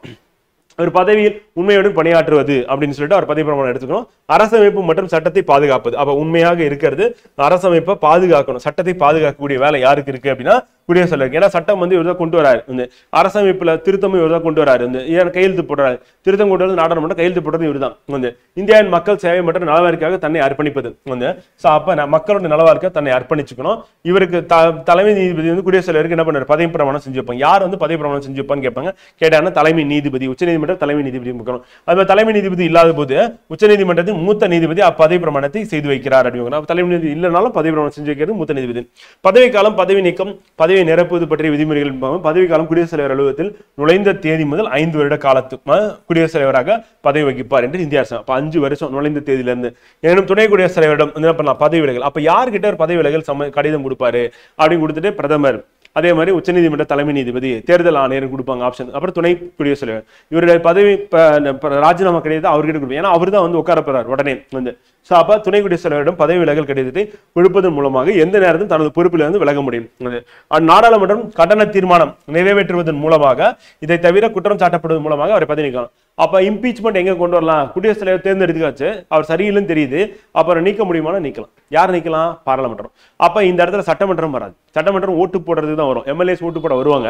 ஆனா குடியரசுத் தலைவர் நீக்கிறதுக்கு எம்எல்ஏக்கு பவரே கிடையாது. அப்ப எம்பிஸ் என்ன பண்ணுவாங்க அப்படின்னா, குடியரசுத் தலைவர் வந்து நீக்கிறதுக்காக அந்த அவையில வந்து பாத்தீங்கன்னா தீர்மானம் கொண்டு வருவாங்க. அந்த தீர்மானம் வந்து 2/3 மெம்பர்ஸ், 3/2 உறுப்பினர்கள் உட்கார்ந்து மெஜாரிட்டி வந்து பாஸ் பண்ணிட்டாங்க அப்படின்னா, அந்த இரண்டாவது அவையில பாஸ் பண்ணால முதல் அவையில பாஸ் பண்ணி இரண்டாவது அவைக்கு அனுப்புவாங்க. இரண்டாவது அவையிலையும் அந்த தீர்மானம் வந்து நிறைவேற்றப்பட்டால் குடியரசுத் தலைவர் அந்த தேதியில் அவருடைய பதவியிலிருந்து நீக்கப்படுவார். அப்படி நீக்கிட்டாங்கன்னா அடுத்து என்ன பண்ணும்? 6 மாசத்துல குடியரசுத் தலைவர் எலெக்ஷன் வச்சு ஆகணும் அப்படின்னு பதவி நீக்கம். அரசமைப்பின் 61வது உறுப்பு குடியரசுத் தலைவர் மீது குற்றம் சாட்டி கண்டன தீர்மானம் நிறைவேற்றுவதற்கு அப்படின்னு பாக்குறோம். அப்ப 61வது உறுப்பு எதை சொல்லுன்னா, குடியரசுத் தலைவர் குற்றம் சாட்டி என்ன பண்ணலாம்? பதவியை நீக்கலாம் அப்படின்னு பாக்குறோம். அப்ப குடியரசுத் தலைவர் அப்படின்னா சம்பந்தப்பட்ட ஆர்டிகல், முக்கியமான ஆர்டிகல் மட்டும் நான் சர்க்கிள் பண்ணி காமிச்சிருக்கேன். சோ அதை அப்படியே நோட் பண்ணிட்டேன். கரெக்டாக பின்னாடி நம்ம ஆர்டிகல் இருக்கு, டேபிள்லயும் இருக்கு. குறைந்தபட்சம் 14 நாட்களுக்கு முன்பே என்ன பண்ணும்? அறிவிக்கணும். அவரை நீக்கப்படும் அப்படின்னா 14 நாட்களுக்கு முன்னாடி நோட்டீஸ் கொடுத்துடணும். கொடுத்துட்டா அதுக்கப்புறம் என்ன பண்ணுவாரு? அவர் ஈவன் வந்து அவையில வந்து விளக்கமும் கொடுக்கலாம். என் மேல எந்த தப்பும் இல்லை அப்படின்னு சொல்லிட்டு என்ன பதவியில இருந்து நீக்காதீங்கன்னு சொல்லிட்டு விளக்கம் கொடுக்கறதுக்கும் அவருக்கு வந்து என்னது இது வந்து உரிமை இருக்கு. பெரும்பான்மையின் ஒப்புதலுடன் தீர்மானம் நிறைவேற்றப்பட்டால் அந்த நாள் முதல் குடியரசுத் தலைவர் பதவியிலிருந்து பதவி நீக்கம் செய்யப்படுவார் அப்படின்னு பார்க்கிறோம். பதவியை நிரப்புது. குடியரசுத் தலைவர் பதவி காலியாகும் போது என்ன பண்ணணும்னா, 6 மாதங்களுக்குள் குடியரசுத் தலைவராக தேர்ந்தெடுக்கப்பட்டு தேர்தல் நடத்தப்பட வேண்டும். அப்ப எத்தனை மாசத்துக்குள்ள எலெக்ஷன் நடக்கணும் அப்படின்னு கேட்டீங்கன்னா, 6 மாசத்துக்குள்ள அடுத்த எலெக்ஷன் நடத்தணும். யாரும் எலெக்ஷன் கமிஷன் தான் நடத்தும். வந்து எலெக்ஷன் கமிஷன் வந்து என்ன பண்ணுவாங்கன்னா, குடியரசுத் தலைவர் தேர்தல், துணை குடியரசுத் தலைவர் தேர்தல், மக்களவை தேர்தல், மாநிலங்களவை தேர்தல், சட்டமன்ற தேர்தல், இது எல்லாமே நடத்துறது வந்து இந்திய தேர்தல் ஆணையம் அப்படின்னு பார்க்கிறோம். அப்ப உள்ளாட்சி தேர்தல் நடத்துறது தான் யாரு அப்படின்னு பாத்தீங்கன்னா, மாநில தேர்தல் ஆணையம் அப்படிங்கிறோம். ஒவ்வொரு மாநிலத்துக்கு தேர்தல் ஆணையம் இருக்கும். இந்த தேர்தல் ஆணையம் உள்ளாட்சி தேர்தல் மட்டும் நடத்தும். பஞ்சாயத்து நகராட்சிக்கான தேர்தல் வந்து நடத்துறது. அப்ப பஞ்சாயத்து ராஜ் நகர்பாலிகா சட்ட திருத்தம் வந்து 1992 73 74 திருத்தம் வந்து பண்ணாங்கல்ல. சோ அதன் அடிப்படையில மாநில தேர்தல் ஆணையம் ஏற்படுத்தப்பட்டது. அப்ப மாநில தேர்தல் ஆணையம் 1992 அப்புறம் தான் வருது. அதே வந்து மத்தியில் இருக்கக்கூடிய தேர்தல் ஆணையம் அப்படின்றது நம்ம இந்திய அரசியல் அமைப்பிலே அதுக்கான இடம் வந்து கொடுக்கப்பட்டுள்ளது அப்படிங்கிறோம். சோ அப்ப அதுக்கான இடம் கொடுத்து அங்கேயே என்ன பண்ணிருக்காங்க அப்படின்னா, இந்திய தேர்தல் ஆணையத்துக்கு வந்து பாத்தீங்கன்னா விதி கொடுத்து அந்த இடத்துல உருவாக்கி இருக்காங்க அப்படி பார்க்கிறோம். இடைப்பட்ட காலத்துக்கு குடியரசுத் துணைத் தலைவராக செயல்படுவார். அப்ப இடைப்பட்ட காலம் இருக்கு. உதாரணத்துக்கு உடம்பு சரியில்லை, குடியரசுத் தலைவர் வந்து உடல்நிலை சரியில்லை, 2 மாசம் நான் வந்து ட்ரீட்மெண்ட்டுக்கு போறேன், நீங்க பாத்துக்கோங்க அப்படின்னா துணை குடியரசுத் தலைவர் பாத்துப்பாங்க அப்படி பார்க்கிறோம். அப்ப இடைப்பட்ட காலமாக என்ன பண்ண, துணை குடியரசுத் தலைவர் செயல்படுவது எல்லா அதிகாரமும் அவருக்கு சம்பளமும் பலன்களும் இருக்கும் அப்படி பார்க்கிறோம். அடுத்து குடியரசுத் தலைவரின் பணிகளும் அதிகாரங்களும். குடியரசுத் தலைவர் அதிகாரங்கள் நாடாளுமன்றத்தை பணிகளும் பரந்துபட்டவருக்கு கூட்டுவது, உரையாற்றுவது, ஒத்துழைப்பது. அப்ப பாத்தீங்கன்னா நல்லா கவனிச்சு, நாடாளுமன்றத்தை கூட்டுறது யாருன்னு கேட்பாங்க. கேட்டானா சபாநாயகர் கிடையாது, குடியரசுத் தலைவர் அப்படி பார்க்கிறோம். அதே மாதிரி உரையாற்றுவது, முதல் கூட்டத்தொடரில் குடியரசுத் தலைவர் உரையாற்றுவார். இது உங்களுக்கு நல்லா தெரியும். கவர்னர் வந்து என்ன பண்ணுவாரு, வருவாரு, வேகமா போவாரு அப்படின்றத வந்து பாத்தீங்கன்னா தமிழக சட்டமன்றத்துல நீங்க வந்து பாத்திருக்கீங்க. வந்து காரணம் என்னன்னா, முரண் தான். வந்து இப்ப இருக்கிற கட்சி வந்து பாத்தீங்கன்னா தமிழகத்தில் ஆட்சியில் இருக்க கட்சியும் மத்தியில் ஆட்சியில் இருக்க கட்சியும் நடுவு கட்சியும் வேறு வேறா இருக்கு. அப்ப முரண் இவங்களுக்குள்ள இருக்கு. அதனால என்ன பண்ண மாட்டேங்கிறாங்க, இவங்க சாதனையில பட்டியலிட்டு கொடுத்து கவர்னர் படிக்க சொன்னா கவர்னர் படிக்கிறதுக்கு ரெடியாவே இல்லை. வந்து அதனால என்ன ஆகுதுன்னா, அப்ப கூட்டுறது, சட்டமன்றத்தை கூட்டுறது யாருன்னு கேட்டீங்கன்னா கவர்னர். சட்டமன்றத்துல முதல்ல உரையாற்ற போவது யாரு, அதுவும் கவர்னர். வந்து சட்டமன்றத்தை கலைக்கிற பவர் யாருக்கு இருக்கு, அதுவும் கவர்னருக்கு. எப்ப கலைக்க முடியும் அப்படின்னா, பெரும்பான்மையான உறுப்பினர்களின் ஆதரவு இல்ல கட்சிக்கு. அப்ப சட்டமன்றத்துல மெஜாரிட்டி இல்லைன்னா கலைச்சலாம், இருந்ததுன்னா ஒண்ணும் பண்ண முடியாது.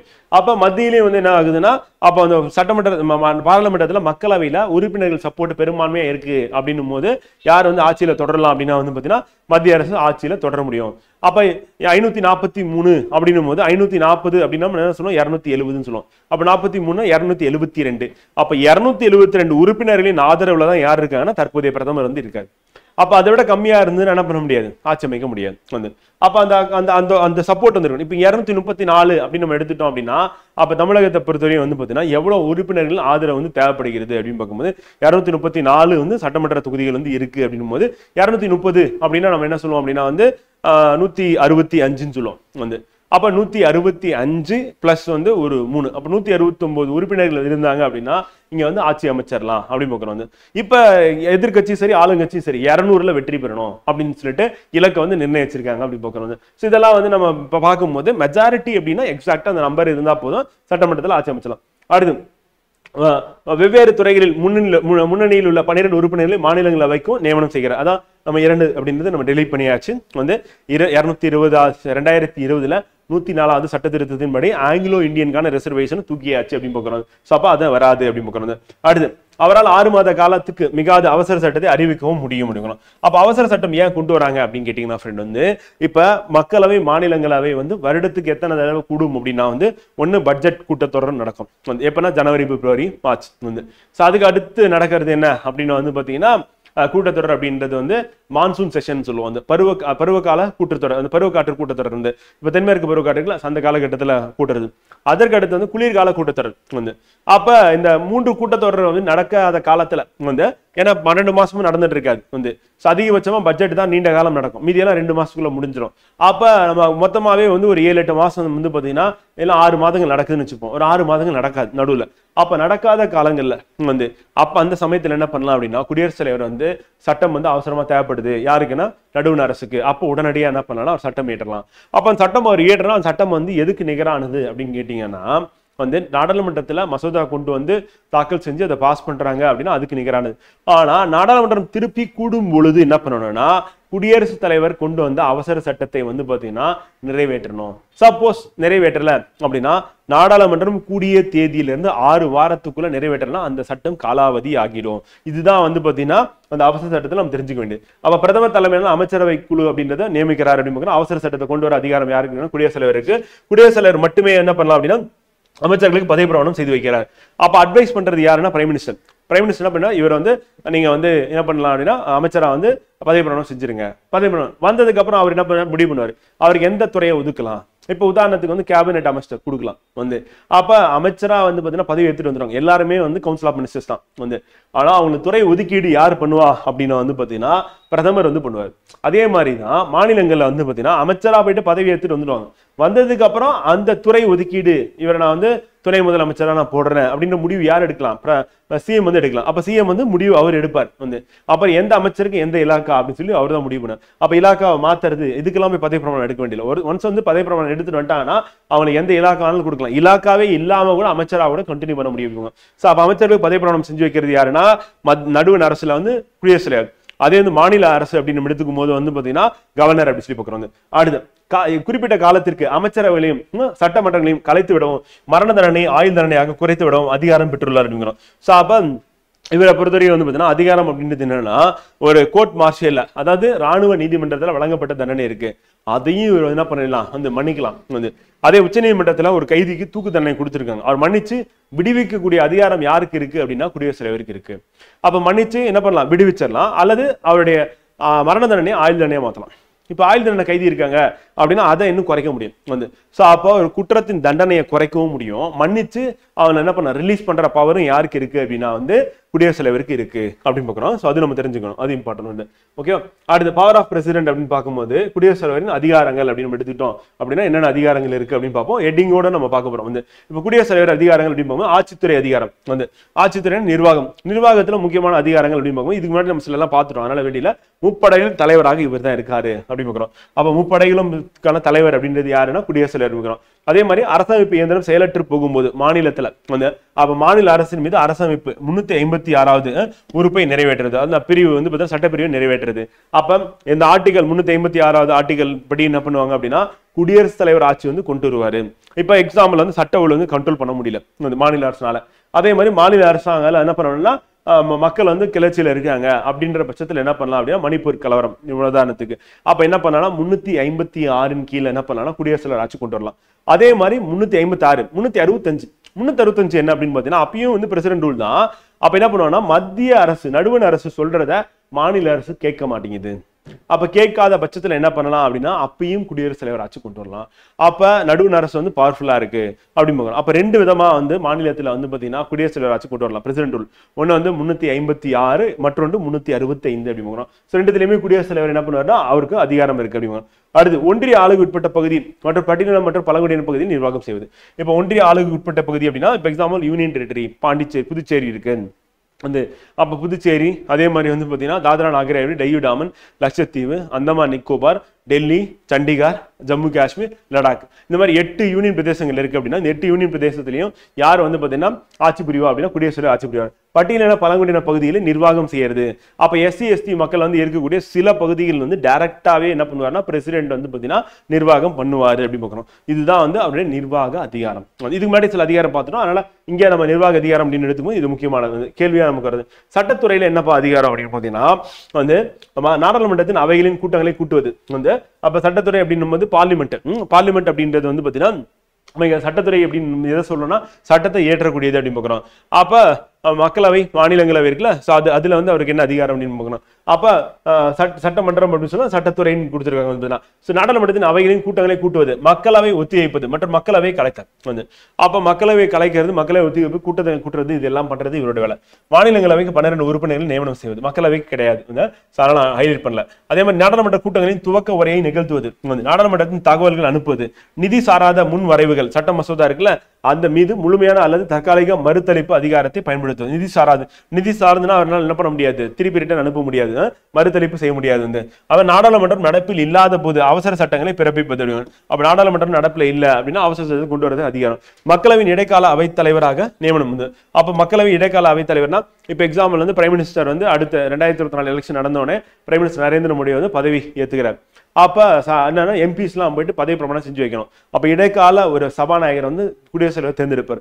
அவர் என்ன பண்ண பதவி பிரமாணம் செஞ்சு வச்சுருவார். செஞ்சு முடிச்சதுக்கு அப்புறம் எல்லா எம்பிஸும் போயிட்டு உட்காந்து என்ன பண்ணுவாங்கன்னா சபாநாயகரை தேர்ந்தெடுக்கிறதா முதல் வேலை அப்படி பார்க்கணும். அப்ப அந்த சபாநாயகர் வந்து தேர்ந்தெடுக்கிறதுக்கு முன்னாடி என்ன பண்ணுவாங்க அப்படின்னா வந்து இடைக்கால அவைத் தலைவர் அப்படின்றது யாரை நியமிப்பாங்க அப்படின்னு வந்து பாத்தீங்கன்னா குடியரசுத் தலைவர் வந்து நியமிப்பார் அப்படிங்கிறோம். குடியரசுத் தலைவரது முன் அனுமதியுடன் மக்களவையில் நிதி முன்வரைவு அறிமுகப்படுத்தப்படும்.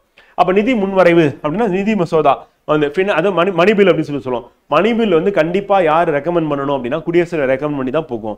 அப்ப அவர் ரெக்கமெண்டேஷன்ல போறதுனால அதை பாஸ் பண்ணி திருப்பி வரும்போது அவர் என்ன பண்ணுவார், ரிட்டர்ன் அனுப்பவே முடியாது, கையெழுத்து கண்டிப்பா போட்டாலும் இல்லைன்னா அப்படியே நிறுத்தி வைக்கலாம், அவ்வளவுதான், திருப்பி அனுப்ப முடியாது. இந்தியாவின் ஒதுக்கீடு செய்யப்படாத நிதியத்தின் மீது கட்டுப்பாட்டினை வைத்திருந்தார். அதாவது கண்டிஜென்சி ஃபண்ட் ஆஃப் இந்தியா அப்படின்னு. அந்த கண்டிஜென்சி ஃபண்ட் யாருடைய கண்ட்ரோல்ல இருக்கும் அப்படின்னு பாத்தீங்கன்னா குடியரசுத் தலைவர் கண்ட்ரோல்ல இருக்கும் அப்படின்னு பார்க்கலாம். அதே மாதிரி நாடாளுமன்றத்தில் நிதிநிலை அறிக்கை சமர்ப்பிப்பு செய்தல். நாடாளுமன்றத்தில் நிதிநிலை அறிக்கை சமர்ப்பிக்க சொல்லி யார் சொல்லுவா, குடியரசுத் தலைவர் சொல்லுவார். ஃபர்ஸ்ட் அவர் உரை நிகழ்த்துவாரு அந்த வருடத்தின் முதல் கூட்டத்தொடர். அதுதான் வந்து நம்ம பட்ஜெட் கூட்டத்தொடராகவும் இருக்கும். ஸோ அதில் உரை நிகழ்த்தினதுக்கு அப்புறம் யார் பட்ஜெட் தாக்கல் பண்ணுவாங்கன்னா ஃபினான்ஸ் மினிஸ்டர் வந்து தாக்கல் பண்ணுவாங்க. நிதிக்குழுவை நியமனம் செய்தல். நிதிக்குழு அப்படின்னா சட்டம் வந்து பார்த்தீங்கன்னா சட்டப்பிரிவு 280 அரசியலமைப்புல வந்து நிதிக்குழு பத்தி சொல்லுது. ஒவ்வொரு 5 ஆண்டுகளுக்கு என்ன பண்ணுவாங்க, நிதிக்குழு வந்து நியமனம் வந்து பண்ணுவார். அவங்க என்ன பண்ணுவாங்கன்னா வருவாய், மத்திய நடுவண் அரசுடைய வருவாய் என்ன பண்ணுவாங்கன்னா பிரிச்சு மாநிலத்துக்கு இவ்வளவு, மாநிலங்களுக்கு இவ்வளவு பிரிச்சு கொடுக்கணும் அப்படின்றத வந்து முடிவு பண்றது யாரு அப்படின்னா வந்து நிதிக்குழு. அந்த நிதிக்குழு நியமனம் பண்றது யாரு அப்படின்னா குடியரசுத் தலைவர் அப்படின்னு பார்க்கணும். அடுத்து நீதித்துறை அப்படின்னா மன்னிப்பு வழங்குவது, நம்ம ஏற்கனவே பார்த்தாச்சு வந்து. அண்ட் உச்ச நீதிமன்றம் மற்றும் உயர் நீதிமன்றம் முதன்மை நீதிபதியிலும் ஏனைய நீதிபதியிலும் வந்து அப்ப சீஃப் ஜஸ்டிஸையும் அதே மாதிரி தலைமை நீதிபதியிலும் மற்ற நீதிபதியும் நியமிப்பது யாரு அப்படின்னா குடியரசுத் தலைவர். எந்த ஒரு சட்டம் அல்லது பொருள் குறித்து உச்சநீதிமன்றத்தில் ஆலோசனை நாடுவது வந்து. அப்ப ஏதாவது ஒரு சட்டம் இருக்கு, அந்த பொருள் இருக்கு அப்படின்னா அப்ப யார்கிட்ட வந்து ஒரு டவுட் வந்து கேட்பாரு அப்படின்னா உச்சநீதிமன்றத்துக்கு கேட்பாரு. அப்ப ஆர்டிகல் 143 கீழே என்ன பண்ணுவார் அப்படின்னா வந்து சுப்ரீம் கோர்ட் போயிட்டு அட்வைஸ் வந்து கேட்கக்கூடிய பவர் யாருக்கு இருக்கு அப்படின்னா குடியரசுத் தலைவருக்கு இருக்கு அப்படின்னா. அது இந்திய அரசியலமைப்பின் வந்து 18வது பாகத்தில் இந்திய குடியரசுத் தலைவரின் நெருக்கடி கால அதிகாரங்கள் குறிப்பிடப்பட்டுள்ளன. அப்ப நெருக்கடி கால அதிகாரங்கள் அப்படின்னும் போது அவர் என்ன பண்ணுவார்னா தேசிய அவசர நிலை பிரகடனம் அப்படின்னா 352 மொத்தமா வந்து இவருடைய கண்ட்ரோலுக்கு வந்துடும். அப்ப தேவைப்பட்டா என்ன பண்ணுவாருன்னா பார்லிமெண்ட்ல இருக்கக்கூடிய ஆட்சி கலைக்கும் செய்வார், இல்லைன்னா அப்படி சஸ்பெண்ட் பண்ணி வைப்பார். வந்து 356 அந்த மாநில நெருக்கடி, 360 அது பினான்சியல் நெருக்கடி, நிதி நெருக்கடி இருக்கணும். அப்ப தேசிய நெருக்கடினா 352, மாநில நெருக்கடினா 356, நிதி நெருக்கடி அப்படின்னா வந்து 360 அப்படி பார்க்கிறோம். சோ அப்ப இது வந்து குடியரசுத் தலைவர் அதிகாரம். அதே மாதிரி 365 கீழே மத்திய அரசு சொல்றத மாநில அரசு கேட்கல அப்படின்ற பட்சத்துல என்ன பண்ணலாம், குடியரசுத் தலைவரோட அதிகாரம் வந்து பாத்தீங்கன்னா இல்லைன்னா குடியரசுத் தலைவரோட ஆட்சி அப்படின்றது ஏற்படுத்தப்படும். நிதி நெருக்கடி 360. இதுவரை இந்தியாவில் கொண்டு வரப்படாத சட்டப்பிரிவுனா 360, அதை யூஸ் பண்ணதே இல்லை அப்படின்னு பார்க்கிறோம். நிதி நெருக்கடி ஏற்படும் பட்சத்தில் அதை யூஸ் பண்ணலாம். ஆனா 1991 கூட அதை யூஸ் பண்ணலாம் அப்படின்னு பார்க்கிறோம். அடுத்து மற்றெல்லாம் ரொம்ப ஜென்ரலானதா ஃப்ரெண்ட், அதெல்லாம் தேவையில்லை நமக்கு. எக்ஸாம் ஐட்டாஃபில் குரூப் 4 எக்ஸாமுக்கு நம்ம இப்போ பார்த்த கண்ணு போதும். அடுத்து குடியரசுத் தலைவர் ரத்து அதிகாரம் வந்து. அப்போ குடியரசுத் தலைவருடைய பவர் அப்படின்னு வீட்டோ பவர் அப்படின்னு பார்க்கும்போது மத்திய சட்டம் வந்து மாநில சட்டம் கொண்டு வரும்போது சாதாரண மசோதாக்களுக்கு தொடர்புடைய. இப்போ சாதாரண மசோதா இருக்கு அப்படின்னும் போது பார்லமெண்டத்தில் மக்களவை மாநிலங்களவையில் என்ன பண்ணலாம் பாஸ் பண்ணி கொண்டு வராங்க அப்படின்னும் போது என்ன பண்ணலாம், ஒப்புதல் கையெழுத்து போடலாம், ஒப்புதல் அளிக்கலாம் அப்படின்னு. அதே நேரத்தில் என்ன பண்ணலாம், அதை வந்து ரிஜெக்ட் பண்ணலாம், நிராகரிக்கலாம், அல்லது என்ன பண்ணலாம் திரும்ப அனுப்பலாம் வந்து. அப்போ 3 விதமா இருக்கு. ஒன்னு ரிஜெக்ட், ரிட்டர்னு, அதுக்கப்புறம் சைன் வந்து. அப்ப சைன் போடுறது, அப்புறம் ரிஜெக்ட் பண்றது இல்லைன்னா ரிட்டர்ன் பண்றது. ரிஜெக்ட்னா அப்படியே நான் வச்சிடறேன், கெடுப்பில் போட்டுறேன், நான் கையெழுத்தே போட மாட்டேன், சரி நான் கையெழுத்து போட்டுறேன் ஒன்று, இல்லை நான் அப்படியே கீழே வச்சிடறேன், நான் போடவே மாட்டேன், என் டேபிள்லே தான் இருக்கும், அது வந்து என் பாக்கெட்டில் தான் இருக்கும், நான் திருப்பி கொடுக்க மாட்டேன், இங்கே வச்சிருவேன். அப்போ ரிட்டர்ன் பண்றது அப்படின்றது வந்து பார்த்தீங்கன்னா பண்ணலாம், சாதாரண மசோதாக்கு பண்ணலாம். ஆனா பண மசோதாவா இருந்தது அப்படின்னா என்ன பண்ண முடியாது, ரிட்டர்ன் அனுப்ப முடியாது. ஏன்னா தலைவர் தான் என்ன பண்றாரு, ரெக்கமெண்டேஷன்ல அனுப்புறாரு, இவருடைய ரெக்கமெண்டேஷன்ல தான் வந்து பண மசோதா அப்படின்றது தாக்கல் செய்யப்படுகிறது. அப்ப என்ன பண்ணலாம், கையெழுத்து போடலாம், அப்படியே டேபிள்ல வச்சுக்கலாம், ரிஜெக்ட் பண்ணலாம். ஆனா என்ன பண்ண முடியாது, ரிட்டர்ன் அனுப்ப முடியாது பண மசோதால அப்படின்னு பாக்குறோம். சோ இதுதான் வந்து பாத்தீங்கன்னா குடியரசுத் தலைவர் வந்து சாதாரண மசோதாவுக்கும் பண மசோதாவுக்கும் உள்ள வித்தியாசம். அப்ப சாதாரண மசோதால 3 ஆப்ஷன் இருக்கு. ஒன்னு என்ன பண்ணலாம், சைன் பண்ணலாம் வந்து. செகண்ட் ஆப்ஷன் என்ன அப்படின்னா ரிஜெக்ட் பண்ணி நான் இங்கே வச்சிடறேன். தேர்ட் ஆப்ஷன் என்ன அப்படின்னா ரிட்டர்ன் அனுப்புறேன் அப்படின்னு பாக்குறோம் வந்து. அப்ப நம்ம 3 ஆப்ஷன் அப்படின்றது வந்து சாதாரண மசோதா ஆர்டினரி பில்லுக்கு வந்து இருக்கும். அதே வந்து பாத்தீங்கன்னா மணி பில் வருது, பண மசோதா வருது அப்படின்னா 2 ஆப்ஷன் தான். ஒன்னு என்ன பண்ணலாம், சைன் பண்ணலாம். ரெண்டாவது என்ன பண்ணலாம், ரிஜெக்ட் பண்ணி அப்படியே வச்சிடலாம். ஆனா என்ன பண்ண, ரிட்டர்ன் அனுப்பவே முடியாது வந்து. மூணாவது பில் என்ன அப்படின்னு பாத்தீங்கன்னா கான்ஸ்டிடியூஷனல் அமெண்ட்மெண்ட் பில், அரசியலமைப்பு திருத்த விதி. அப்ப பாத்தீங்கன்னா இங்க 1, 2, 3 விதமான பவர் இருக்கு. இங்க பாருங்க 1, 2 தான் இருக்கு வந்து. அதே அரசியலமைப்பு திருத்த விதினா ஒன்னே ஒண்ணு, என்ன சைன் பண்ணும், அவ்வளவு. கப்பு சிப்புன்னு கையெழுத்து போடுறதா யாருடைய வேலை அப்படின்னு வந்து பார்த்தீங்கன்னா குடியரசுத் தலைவர் வேலை. இங்க அவர் என்ன பண்ண முடியாது, கொஸ்டின் பண்ணணும். ஏன்னா பார்லிமெண்ட்டே பாடுபட்டு தான் பாஸ் பண்ணி அனுப்போம். ஏன்னா கான்ஸ்டியூஷன் அமெண்ட்மெண்ட் பில் அப்படின்றது சாதாரண பில்லு கிடையாது. 3/2 பங்கு உறுப்பினர் வந்து உட்காரணும். எம்பி எல்லாம் பிடிச்சி எல்லாத்தையும் கூட்டிட்டு வந்து ஒரே இடத்துல உட்கார வைக்கிறது பெரும்பாடு. ரெண்டாவது என்ன பண்ணணும் வந்து, மெஜாரிட்டி பாஸ் பண்ணணும். இப்ப கான்ஸ்டியூஷன் அமெண்ட்மெண்ட் பில் பாஸ் பண்றது அப்படின்னா சாதாரணமா கிடையாது. 543 சொன்னல, அப்ப 272 பேர் வந்து சப்போர்ட் பண்ணணும். அந்த உறுப்பினர்கள் எல்லாம் சப்போர்ட் பண்ணாதான் பில்லு பாஸ். அப்ப பாருங்க, பிஜேபி உறுப்பினர்கள் இருக்கணும், அதே மாதிரி நிதிஷ்குமார் அவருடைய எம்பிஸ் வந்து இருக்கணும், அதே மாதிரி வந்து சந்திரபாபு நாயுடு அவருடைய உறுப்பினர், இவங்க எல்லாம் சப்போர்ட் பண்ணாதான் பில்லு பாஸ், எல்லாம் பாஸ் ஆகும். ஸோ அப்ப இந்த பில்லு சப்போஸ் பாஸ் ஆகல அப்படின்னா என்னன்னா, இப்ப இருக்கிற கட்சிக்கு மெஜாரிட்டி சப்போர்ட் இல்ல. அப்ப என்ன பண்ணிடலாம், உடனே எதிர்கட்சி கிளம்பி போயிட்டு குடியரசுத் தலைவர் கிட்ட கம்ப்ளைண்ட் பண்ணி கலைச்சிருங்க, ஏன்னா சப்போர்ட் இல்ல. அப்படின்னா என்ன பண்ணுவாங்க, இல்ல குடியரசுத் தலைவர் கலைக்க மாட்டேன் அப்படின்னு சொல்லிட்டாரு, என்ன பண்ணுவாங்க, நம்பிக்கையில்லா தீர்மானம் கொண்டு வருவாங்க பார்லிமெண்ட்ல. அப்படி கொண்டு வந்து சப்போஸ் வந்து இப்ப இருக்கக்கூடிய எம்பிஸ் வந்து ஏன்னா பீகார்ல இருக்க எம்பிஸும் அதே மாதிரி ஆந்திர பிரதேசல இருக்க சந்திரபாபு நாயுடு அவருடைய எம்பிஸும் வந்து பாத்தீங்கன்னா பிஜேபிக்கு ஆதரவா ஓட்டு போடல அப்படின்னா ஆட்சி கலைக்கப்படும். காரணம் என்னன்னா அவங்க மைனாரிட்டியா இருக்காங்க, மெஜாரிட்டி இல்ல. அதே வந்து இப்ப இங்க இருக்கிற திமுக அப்படின்னும் போது எந்த கட்சியோட சப்போர்ட்லயும் இல்ல. அப்ப இப்ப என்ன பண்ண முடியாது அப்படின்னா, இங்க வந்து பாத்தீங்கன்னா எதிர்கட்சி இல்ல ஆளுங்கட்சியோட கூட்டணி கட்சி அப்படின்னு எடுத்துக்கும் போது வந்து ஒண்ணுமே பண்ண முடியாது. இதே நிலைமை தான் பிஜேபிக்கு இருந்தது. எப்ப இருந்தது அப்படின்னா வந்து போன டேர்ம்லயும் இப்படிதான் இருந்தாங்க, மெஜாரிட்டியில இருந்தாங்க, ஃபுல் மெஜாரிட்டியில இருந்தாங்க. அப்ப வந்து பாத்தீங்கன்னா ஃபர்ஸ்ட் டேர்ம்ல வந்து உங்களுக்கு ராஜ்யசபால வந்து பெருசா சீட் இல்லை. காரணம் என்ன, எம்எல்ஏஸ் எல்லாம் ஓட்டு போட்டு தேர்ந்தெடுக்கப்படும். அப்ப பல ரீஜனல் பார்ட்டிஸ் வந்து அங்க ஓட் பேங்க் இருந்ததுனால ராஜ்யசபால பாஸ் பண்ண முடியாம தடுத்துட்டாங்க. ஆனா செகண்ட் பீரியட்ல வந்து பிரைம் மினிஸ்டர் நரேந்திர மோடி அவர் இருக்கும்போது என்னன்னா லோக்சபாலையும் மெஜாரிட்டி, ராஜ்யசபாலையும் மெஜாரிட்டி. தேர்ட் பீரியட்ல என்ன ஆயிடுச்சு அப்படின்னா மைனாரிட்டி கவர்மெண்டா தான் இருக்காங்க அப்படின்னு பாக்குறோம். ஃபுல் மெஜாரிட்டி 272 எம்பிஸ் அவங்க கிட்ட இல்ல அப்படின்னு பாக்குறோம். சரி, இப்ப இங்க விஷயத்துக்கு வரும். இப்ப குடியரசுத் தலைவரை பொறுத்தவரை வந்து பாத்தீங்கன்னா மசோதாக்கள் அப்படின்னும் போது அரசியலமைப்பு திருத்த மசோதா ஒரே ஆப்ஷன் தான். என்ன ஆப்ஷன், கையெழுத்து போடணும். அப்ப சாதாரண மசோதா அப்படின்னு கேட்டானா சைன் பண்ணலாம், ரிஜெக்ட் பண்ணலாம், ரிட்டர்ன் பண்ணலாம் வந்து. அதே மணி பில் அப்படின்னு எடுத்துக்கும் போது பண மசோதா அப்படின்னு எடுத்துக்கிட்டோம்னா அவங்களுக்கான ஆப்ஷன் என்ன அப்படின்னா வந்து பாத்தீங்கன்னா சைன் பண்ணலாம், என்ன பண்ணலாம், ரிஜெக்ட் பண்ணலாம் வந்து அப்படியே நிறுத்தி வச்சிடலாம். ஆனா என்ன பண்ண முடியாது, ரிட்டர்ன் பண்ண முடியாது அப்படின்னு பாக்குறோம். அதே வந்து அரசியலமைப்பு திருத்த சட்டம் அப்படின்னா வந்து கான்ஸ்டிடியூஷனல் அமெண்ட்மெண்ட் அப்படின்னா வந்து என்ன பண்ணணும்னா கம்பல்சரியா அவர் கையெழுத்து போட்டாகணும் அப்படின்னு பாக்குறோம். ஸோ இதுதான் வந்து பாத்தீங்கன்னா அதுல இருக்க விஷயம் வந்து. அடுத்து குடியரசுத் தலைவரின் அவசர சட்டம் உருவாக்கும் அதிகாரம். அரசியலமைப்பின் 123வது பிரிவு பார்லிமெண்டத்தின் கூட்டத்தொடர் நடைபெறாத போது அவசர சட்டங்களை வெளியிட ஜனாதிபதிக்கு அதிகாரம் அளித்தது அப்படின்னு பாக்குறோம்.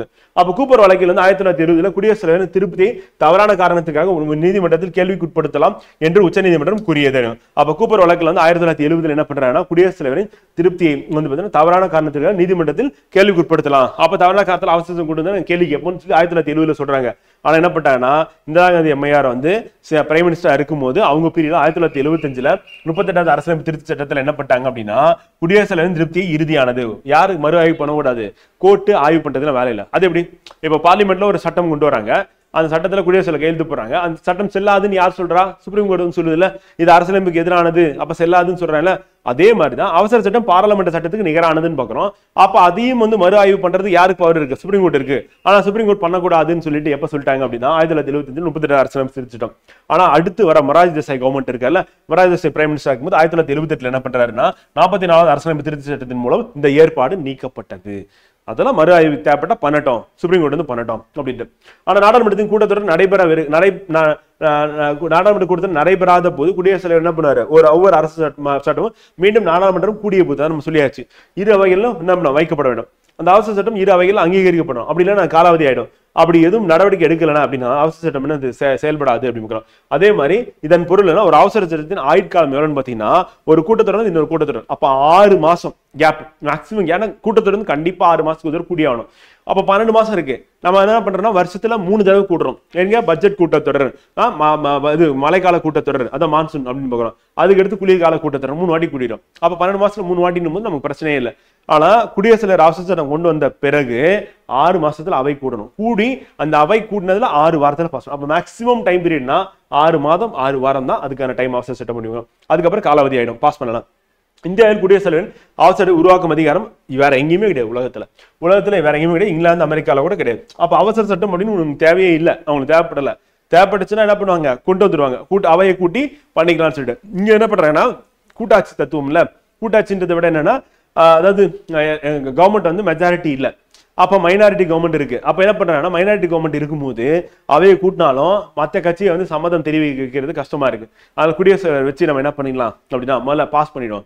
அதுக்கப்புறம் அந்த ஆக்ட் இம்ப்ளிமெண்ட் ஆகி அது எப்படி ஃபங்க்ஷன் ஆகுதுன்னு பார்த்துட்டு அதை வச்சு நம்ம சொல்லி என்ன பண்ணா சப்போர்ட் பண்றது ஆளுங்கட்சியில இருக்க கூட்டணி கட்சியில அது கூப்பிட்டு வச்சு பேசி நீங்க வந்து நாங்க அவசர சட்டம் கொண்டு வந்தால அதை வந்து நீங்க சப்போர்ட் பண்ணுங்கன்னு சொல்லி பேசிக்கலாம் அப்படின்ற மாதிரி ஒரு கண்டென்ட் வந்து நமக்கு வந்து இருக்கு அப்படின்னு. அடுத்து ஜனாதிபதியின் மன்னிப்பு அதிகாரம் எந்த சட்டப்பிரிவில் இருக்கு அப்படின்னா 72வது சட்டப்பிரிவு. அனைத்து வழக்குகளும் விசாரிக்கப்பட்டு குற்றவாளிகளும் மன்னிப்பு வழங்க குடியரசுக்கு அதிகம். டோட்டலாவே இப்போ ஒரு தூக்கு தண்டனை கைதி இருக்காருன்னா என்ன பண்ணலாம், விடுவிக்கலாம். அதே மாதிரி அஜ்மல் கசாப் வந்து அப்சல் குரு பார்லிமெண்ட் அட்டாக் பண்ண அப்சல் குருவுக்கும் அதே மாதிரி மும்பை தீவிரவாத தாக்குதல் நடத்தின அஜ்மல் கசாப் என்ன பண்ண கருணைமணியில குடியரசு ரைட்டு போச்சு. குடியரசுல என்ன பண்ண ரிஜெக்ட் பண்ணாரு. அப்ப அதாவது வந்து பிளான் பண்ணி வந்து மிகப்பெரிய அளவில் வந்து நாட்டுக்கு வந்து பார்த்தீங்கன்னா நாட்டோட இறையாண்மை கெடுக்கும் வகையில மக்களுக்கு வந்து பார்த்தீங்கன்னா பயங்கரவாதத்துல கொலை மக்களை கொண்டு குவிச்சவங்களுக்கு வந்து பார்த்தீங்கன்னா மன்னிப்பு கொடுக்கறதே கிடையாது அப்படின்னு பார்க்குறோம். ஏதோ ஒரு எமோஷன்ல வந்து என்ன பண்றாருன்னா பழிக்கு பழி வாங்கக்கூடிய நிலையில மனிதன் வந்து பார்த்தீங்கன்னா ஆனா மிருகமா மாறி செயல்படுறான். இப்ப அவனோட குடும்பம் பாதிக்கப்படுது. அவன் குடும்பத்தை கொலை செய்தவங்களும் இவன் என்ன பண்றான், போயிட்டு மறுபடியும் கொலை செஞ்சான். அப்படி கொலை செய்யும் போது வந்து இந்த மாதிரியான குற்றவாளிகள் இருக்காங்க. அவன் என்ன பண்றான்னா பாதிக்கப்பட்டவன் தன்னுடைய கோபத்தை வந்து வெளிப்படுத்தி என்ன பண்ணியிருக்கான், பதிலுக்கு பண்ணான். அப்படி பண்ணும்போது என்ன ஆகுதுன்னா அப்ப அவனை வந்து கொண்டு போயிட்டு சிறையில் அடைச்சு அவனை தூக்கு தண்டனை கொடுக்கும் போது அப்ப குடியரசுத் தலைவர் என்ன பண்றாரு அப்படின்னா வந்து அவனோட சிறை தண்டனை வந்து ஆயுள் தண்டனையா குறைக்கிறார். வந்து அந்த மாதிரி ஒவ்வொருத்தருக்கான தனிப்பட்ட முறையில அவங்க எந்த சுச்சுவேஷன்ல அந்த குற்றத்தை வந்து அவங்க வந்து இழைச்சாங்க அப்படின்னு பார்த்துட்டு அதுக்கப்புறம் வந்து பாத்தீங்கன்னா என்ன பண்றாரு, நடவடிக்கை எடுக்கிறது அப்படின்னு பண்றாரு. வந்து இப்ப அப்சல் குரு வந்து பார்லிமெண்ட் அட்டாக் பண்ணும்போது அப்ப யார் வந்து குடியரசுத் தலைவராக இருந்தார் அப்படின்னா ஐயா ஏபிஜே அப்துல் கலாம் ஐயா தான் இருந்தார் அப்படின்னு பார்க்கிறோம். அவர் என்ன பண்ணாருன்னா ரிஜெக்ட் பண்ணாரு. ஏன்னா பார்லிமெண்ட் அட்டாக் டெலிபரேட்டா வந்து பாத்தீங்கன்னா வந்து மிகப்பெரிய ஒரு என்ன சொல்றதுன்னா ஒரு அச்சுறுத்தல். ஏன்னா பாராளுமன்றத்தை தாக்குதல் அப்படின்றது வந்து பாராளுமன்றத்துக்கு பாதுகாப்புல என்ன பண்றது, ஆனா பாராளுமன்றத்துல சுத்தி பாதுகாப்புல இருந்த அந்த சிஆர்பிஎஃப் சோல்ஜர்ஸ் வந்து பாத்தீங்கன்னா அவங்களோட உயிரை கொடுத்து உள்ள இருக்கிறவங்களை காப்பாத்தினாங்க. அப்ப இந்த மிகப்பெரிய தாக்குதலுக்கு வந்து என்ன பண்ண முடியாது, வந்து பாத்தீங்கன்னா மன்னிப்பு வழங்கவே முடியாது அப்படின்னு சொல்லிட்டு வந்து மன்னிக்கவே இல்லை அப்படின்னு பார்க்கணும். இப்ப குடியரசுத் தலைவர் மன்னிப்பு அதிகாரத்தில் பின்வரும் அடங்கும். முழுவதும் மன்னிப்பு வந்து, அப்புறம் தண்டனை வகை குறைப்பு வந்து, அப்புறம் தண்டனை காலம் குறைப்பு வந்து, சிறப்பு தண்டனை. இப்ப எக்ஸாம்பிள் ரிகோரஸ் பனிஷ்மெண்ட் இருக்கு, என்னது மரண தண்டனை கடுமையான சிறை தண்டனை இருக்கு அப்படின்னா எளிய தண்டனையா மாத்துறது. அது வந்து தண்டனை வகை குறைப்பு. காலம் குறைப்பு அப்படின்னு போது என்னன்னா இப்ப ஆயுள் தண்டனை இருக்கு அப்படின்னா காலத்தை வந்து குறைக்கலாம். வந்து அதுல ஒரு இடத்துக்கு கடுங்காவல் தண்டனையா குறைக்கலாம். சிறப்பு தண்டனை குறைப்பு அப்படின்னா குற்றவாளியும் கர்ப்பம் அப்படி வேற ஏதாவது பிரச்சனை இருக்கு, பாதிப்பு இருக்கு, உடல்நிலை சரியில்லை, ஊனமா இருக்காங்க அப்படின்னா அந்த பிரச்சனையில வந்து பாத்தீங்கன்னா அவங்களுக்கு தண்டனை வந்து குறைக்க முடியும் அப்படின்னு.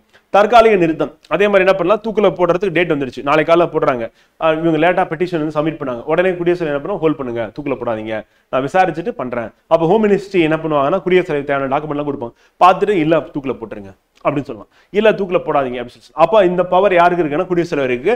அது வந்து எந்த விதியில அப்படின்னா விதி வந்து 72 கீழே இருக்கு அப்படி பார்க்கிறோம். அப்ப குடியரசுத் தலைவர் என்ன பண்ணலாம், அந்த அரசியலமைப்பு நிலை அப்படின்னு பார்க்கும்போது என்னென்னலாம் இருக்கு, அரசியலமைப்பு பொறுத்தவரையும் ஒன்றியத்தின் நிறைவேற்றும் அதிகாரம் குடியரசு ஒப்படைக்கப்பட்டுள்ளது. அதுக்கு அரசியலமைப்பு என்னங்க 53 கீழே வந்து நேரடியாகவோ அல்லது அவருக்கு கீழ் உள்ள அதிகாரியின் மூலமாக என்ன பண்ணலாம், பயன்படுத்தலாம். அப்போ ஒன்றிய நிர்வாகம் அப்படின்றது வந்து பாத்தீங்கன்னா நிர்வாக குடியரசுத் தலைவர் எந்த சட்டப்பிரிவில் இருக்கு அப்படின்னா 53 அப்படி பார்க்கிறோம். குடியரசுத் தலைவருக்கு உதவும் ஆலோசனை வழங்கும் பிரதமர் தலைமையில் ஒரு அமைச்சரவை குழு வந்து இருக்கு. அப்ப குடியரசுத் தலைவருக்கு ஆலோசனை வழங்குறது யாரு அப்படின்னா பிரதமர் தலைமையில ஒரு அமைச்சரவை குழு இருக்கு. அதனால பிரதமர் அடிக்கடி என்ன பண்ணுவாரு அப்படின்னா குடியரசுத் தலைவர் சந்திச்சு விளக்கம் வந்து சொல்லுவார். இப்ப பகல்கான தாக்குதல் தாக்குதல் நடந்த உடனே என்ன பண்றாருன்னா அடுத்து நாங்க பதிலுக்கு அட்டாக் பண்ண போறோம் அப்படின்னு சொல்லிட்டு யார் குடியரசுத் தலைவரை போயிட்டு சந்திச்சு குடியரசுத் தலைவர் கிட்ட வந்து பாத்தீங்கன்னா விலக்கி சொல்றாரு பிரதமர். அப்ப அது எந்த சட்டப்பிரிவு கீழே வந்து குடியரசுத் தலைவரை போய் சந்திச்சாரு பிரதமர், எப்ப ஆலோசனை சொன்னாரு அப்படின்னா 74. அப்ப முப்படை தளபதியை வச்சு நம்ம என்ன பண்றோம்னா அட்டாக் வந்து பண்ண போறோம், தீவிரவாத முகாமில் தாக்குதல் நடத்த போறோம் சொல்லிட்டு பிரதமர் வந்து எக்ஸ்பிளைன் பண்றாரு. அமைச்சர்கள் குழு மக்களவைக்கு கூட்டாக பொறுப்பேற்க வேண்டும் வந்து. அப்ப சட்டப்பிரிவு 75 என்ன பண்ணா கூட்டு பொறுப்பு வந்து.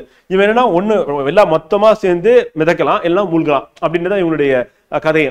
என்ன அப்படின்னா இவங்களுக்கு மெஜாரிட்டி சப்போர்ட் வந்து மக்களவையில் இருக்கிற வரையும் இவங்க என்ன பண்ணலாம் பதவியில இருக்க முடியும். மெஜாரிட்டி சப்போர்ட் இல்லை அப்படின்னா கலைஞ்சிடும். இப்ப பிரதமர் வந்து ராஜினாமா பண்ணிட்டாரு அப்படின்னா அமைச்சரவை கலைஞ்சிடும். ஏன்னா இவர் ஆலோசனை பேர்ல தான் யாரை நியமனம் பண்றாரு, குடியரசுத் தலைவர் வந்து அமைச்சரை நியமனம் பண்றாரு. அப்ப இவர் தான் ஃபார்ம் பண்றாரு. இந்த கேபினெட்டா இருக்கணும், கவுன்சில் ஆஃப் மினிஸ்டர்ஸ் வந்து ஃபார்ம் பண்றதே பிரைம் மினிஸ்டர் தான். இப்ப பிரைம் மினிஸ்டர் ராஜினாமா பண்ணிட்டாரு அப்படின்னா ஆட்டோமேட்டிக்கா என்ன ஆயிடும் அப்படின்னா அந்த மக்களவை அப்படின்னு கலைஞ்சிரும் அப்படிமா. அப்ப அமைச்சர்களுக்கும் மக்களவைக்கு கூட்டாக பொறுப்பேற்க வேண்டும் அப்படின்னு 75 அப்படிங்க. இப்ப குடியரசுத் தலைவர் தொடர்பான விதிகள் என்னென்ன இருக்கு, இம்பார்ட்டன்ட் என்னென்ன அப்படின்றது மார்க் பண்ணிடுறேன். அது கண்டிப்பா படிச்சுக்கோங்க, எக்ஸாம்ல கொஸ்டினா வரும் வந்து. குடியரசுத் தலைவர் தொடர்பான இந்திய குடியரசுத் தலைவரை பத்தினது 52, ஒன்றியத்தின் நிர்வாக அதிகாரம் 53, குடியரசுத் தலைவர் தேர்தல் வந்து 54 வந்து. அடுத்து குடியரசுத் தலைவர் தேர்தல் முறை விகிதாச்சார பிரதிநிதித்துவம் அது வந்து 55. குடியரசுத் தலைவர் பதவி காலம் எத்தனை ஆண்டுகள், 5 ஆண்டுகள் கேட்பாங்க, விதி கேட்க மாட்டாங்க வந்து. அது மறுத்து அதுவும் கேட்க மாட்டாங்க. குடியரசுத் தலைவர் தேர்ந்தெடுக்கப்பட்டவர்களுக்கான தகுதிகள் அப்படின்றது 58 வந்து. அது கேட்பாங்க வந்து. அடுத்து குடியரசுத் தலைவர் அலுவலகத்தின் நிபந்தனைகள், குடியரசுத் தலைவரின் பதவி பிரமாணம் அப்படின்றது 60. 61 குடியரசுத் தலைவர் பதவி நீக்கம் செய்வதற்கான 61 வந்து எப்படி பதவி நீக்கம் பண்ணுவாங்க அப்படின்னா பாராளுமன்றத்தில் இம்பீச்மெண்ட் வந்து பண்ணுவாங்க வந்து. பதவி நீக்கம் தீர்மானம் கொண்டு வருவது அப்படிங்கிறோம். அடுத்து அவருடைய பதவி காலி ஆச்சுன்னா 6 மாசத்துல எலெக்ஷன் வச்சாகணும். துணை குடியரசுத் தலைவர் செயல்படுதல் அல்லது அவரது பணியில் நிறைவேற்றுவது தொடர்பான 65. குடியரசுத் தலைவர் தேர்தல் தொடர்பான விஷயங்கள் வந்து 71. மன்னிப்பு அதிகாரம் அப்படின்றது 72 வந்து. மன்னிப்பு வந்து போன்றவற்றை வழங்குவதற்கான அதிகாரம் வந்து 74. குடியரசுத் தலைவருக்கு உதவும் ஆலோசனை வழங்கும் அமைச்சர் குழு வந்து இருக்காங்க, யாருன்னா பிரைம் மினிஸ்டர் தலைமையில அப்படி பார்க்குறோம் வந்து. அது வந்து 74. அமைச்சர்கள் நியமனம், பதவி காலம், சம்பளம் போன்ற விதிகள் 75 வந்து. அதுக்கடுத்து இந்திய அரசு தலைமை தணிக்கையாளர் வந்து 76 வந்து. யார் நியமனம் பண்ணுவார்னா குடியரசுத் தலைவர் நியமனம் பண்ணுவார். இந்திய அரசின் வணிகம் 77. குடியரசுத் தலைவருக்கு தகவல் அளிப்பது தொடர்பான பிரதமரின் கடமைகள் 78 தகவல் அளிக்கிறது அப்படிங்கிறோம். அடுத்து 85 வந்து பாராளுமன்ற அமர்வுகள் ஒத்துழைப்பு கலைப்பு. 111 பாராளுமன்றத்தில் நிறைவேற்றப்படும் மசோதாக்களுக்கு ஒப்புதல் வழங்குறது. 111 ஒப்புதல் குடியரசுத் தலைவர் கையெழுத்து போடுவார். ஏன்னா இப்ப குடியரசுத் தலைவர் கையெழுத்து போறதே பெரிய பிரச்சனை வந்து மாறி இருக்கு. அதனால 111 கேட்பாங்க. ஒன்றிய பட்ஜெட் வந்து நடுவண் அரசு இருக்குல்ல, அவருடைய பட்ஜெட் வந்து நிதியில இருக்கு 112 அப்படி முக்கிறோம் வந்து. அரசாணைகளை வெளியிட குடியரசுத் தலைவருக்கு அதிகாரம் வந்து 123 அப்படி முக்கிறோம். ஆர்டினன்ஸ் மேக்கிங் பவர் அப்படின்னு முக்கிறோம். அவசர சட்டம் சொல்லல அதான் 123. 143 உச்ச நீதிமன்றத்தை கலந்து ஆலோசிக்கும் குடியரசுத் தலைவர் அதிகாரம். இது எல்லாமே நமக்கு இம்பார்ட்டன் வந்து. இப்ப நான் எதெல்லாம் வட்டமிட்டு சொல்லி வச்சிருக்கணும், அதாவது சட்டப்பிரிவு வந்து 52, 58, 61, 72, 74, 75, 76, 78, 111, 112, 123, 143 பார்க்கணும். இதெல்லாம் வெரி வெரி இம்பார்ட்டன்ட் ஃப்ரெண்ட். ஓகேவா? அடுத்தது நம்ம பார்க்க போறது என்னன்னா துணை குடியரசுத் தலைவர் பார்க்கணும். துணை குடியரசுத் தலைவரை பத்தி நான் ஏற்கனவே கதை சொல்லியாச்சு. இப்ப டைரக்டா நம்ம என்ன பண்ணலாம், இதுக்குள்ள போயிடலாம், படிக்க போயிடலாம். இந்திய அரசியலமைப்பின் 63 இருந்து 70 வரையான உறுப்புகள் சட்டப்பிரிவுகள் வந்து பாத்தீங்கன்னா யாரை பத்தி பேசுது அப்படின்னா துணை குடியரசுத் தலைவர் 63 இருந்து 70 அமெரிக்க அரசியலமைப்பு போன்று இந்திய அரசியலமைப்பு துணை குடியரசுத் தலைவர் வச்சிருக்காங்க, பதவி வச்சிருக்காங்க வந்து. சட்ட உறுப்பு வந்து 63 வழங்குகிறது வந்து. இந்தியாவின் துணை குடியரசுத் தலைவர் வந்து பதவி நாட்டின் 2வது மிக உயர்ந்த பதவி. அப்ப ஃபர்ஸ்ட் சிட்டிசன் யாரு அப்படின்னா குடியரசுத் தலைவர், 2வது யாருன்னா துணை குடியரசுத் தலைவர் அப்படிங்கிறோம். அது நமக்கு தேர்வு நோக்கில் இம்பார்ட்டன்ட் அப்படி பார்க்குறது. ஜெகதீப் தன்கர் தான் வந்து பார்த்தீங்கன்னா துணை குடியரசுத் தலைவர். குடியரசுத் தலைவர் யாரு அப்படின்னா வந்து பார்த்தீங்கன்னா திரௌபதி முர்மு அப்படி சொல்லி பார்க்குறோம். அவர்கள் வந்து குடியரசுத் தலைவர் இருக்காங்க. ஜெகதீப் தன்கர் அவர்கள் வந்து பார்த்தீங்கன்னா துணை குடியரசுத் தலைவர் இருக்காங்க. தேர்தல் அப்படின்னு பார்க்கும்போது இந்திய குடியரசுத் தலைவர் துணைத் தலைவர் நாடாளுமன்றத்தில் தேர்ந்தெடுக்கப்பட்ட ஈரவையின் உறுப்பினர்களால் ரகசிய வாக்கெடுப்பு மூலம் விகிதாச்சார முறையில் மாற்றத்தக்க ஒற்றை வாக்கு மூலம் தேர்ந்தெடுக்கப்படுகிறார். அப்ப தேர்தல் அப்படின்னு பார்க்கும்போது இந்திய குடியரசு துணைத் தலைவர் வந்து நாடாளுமன்றத்தில் தேர்ந்தெடுக்கப்பட்ட ஈரவையில் ஏற்கனவே சொல்லியாச்சு வந்து. நம்ம சொல்லும் போது வந்து குடியரசுத் தலைவருக்கு வந்து என்ன பண்ணுவாங்கன்னா பார்லிமெண்ட்ல இருக்கக்கூடிய எம்பிஸ் தேர்ந்தெடுக்கப்பட்ட உறுப்பினர்கள் இருக்காங்களா, அதுல வந்து ராஜ்யசபா லோக்சபா ரெண்டுமே 543 238. அதே வந்து சட்டமன்றம் அப்படின்னா தமிழ்நாடு மாதிரி 234 தொகுதி இருக்குல்ல, இந்த மாதிரி எங்கெங்கெல்லாம் வந்து தேர்ந்தெடுக்கப்பட்ட உறுப்பினர்கள் எம்எல்ஏஸ் இருக்காங்க எல்லாருமே 28 மாநிலங்கள் யூனியன் பிரதேசங்கள் ஒன்னா சேர்ந்து. யூனியன் பிரதேசங்கள் ஏன் சேர்க்கிறோம் அப்படின்னா யூனியன் பிரதேசத்துல சட்டமன்றம் இருக்கு. எங்க இருக்கு அப்படின்னு பாத்தீங்கன்னா ஜம்மு காஷ்மீர்ல இருக்கு. அதுக்கடுத்து வேற எங்க இருக்கு யூனியன் பிரதேசம் அப்படின்னா டெல்லியில இருக்கு. அதுக்கடுத்து எங்க இருக்குன்னா புதுச்சேரியில இருக்கு. அவனை மேப் எடுத்து பாத்தீங்க அப்படின்னா வந்து பாத்தீங்கன்னா அந்த 3 யூனியன் பிரதேசங்கள்ல வந்து சட்டமன்றம் இருக்கு அப்படின்னு பார்க்கிறோம். அப்ப வந்து பாத்தீங்கன்னா டெல்லி அப்படின்னு நம்ம எடுத்துட்டோம் அப்படின்னா வந்து பாத்தீங்கன்னா அங்கேயும் சிஎம் இருக்காரு, அதே வந்து ஜம்மு காஷ்மீர்ல சிஎம் இருக்காரு, புதுச்சேரியிலும் சிஎம் இருக்காங்க அப்படி பார்க்கிறோம். அப்ப யூனியன் பிரதேசத்துல இருக்கிறவங்களும் ஓட்டு போடும். இப்ப நம்ம துணை குடியரசுத் தலைவர் தேர்தல் வந்தோம் அப்படின்னா இங்க எப்படி இருக்கும் அப்படின்னு பாத்தீங்கன்னா தேர்ந்தெடுக்கப்பட்ட நியமன உறுப்பினர்கள் சேர்ந்து வந்துடும். அப்ப இங்க என்ன கிடையாது, வேலையே கிடையாது அப்படின்னா எம்எல்ஏஸ்க்கு வேலையே கிடையாது.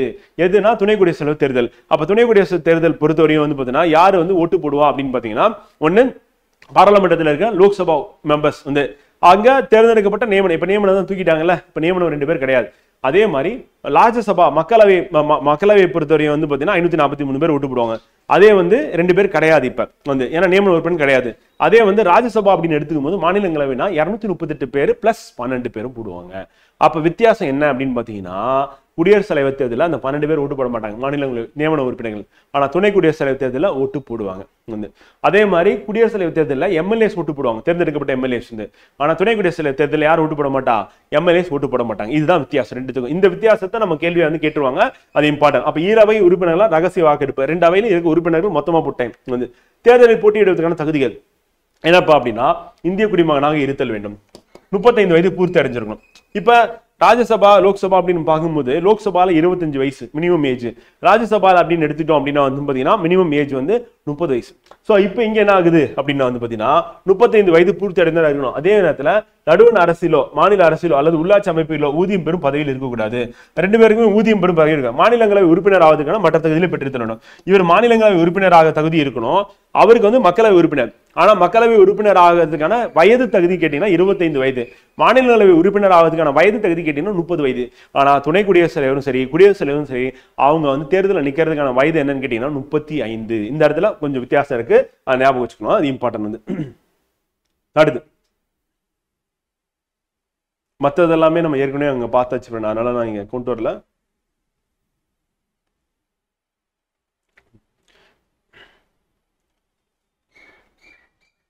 இந்த பாயிண்ட் மக்களவையில் சபாநாயகர் போன்றே இவருக்கு மாநிலங்களவையில் அதிகாரம் உள்ளது. மாநிலங்களவையின் தலைவர் என்ற பெயரில் மட்டுமே இவருக்கு என்ன பண்றாங்க, ஊதியம் பெறுகிறார்.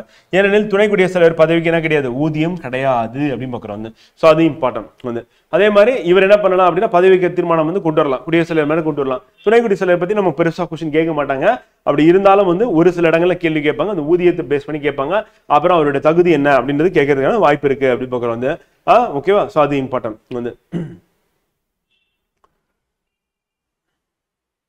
குரூப் 4 எக்ஸாம் லெவல்ல என்ன கேட்பாங்களோ அது மட்டும் தான் ஃப்ரெண்ட் சொல்றேன்.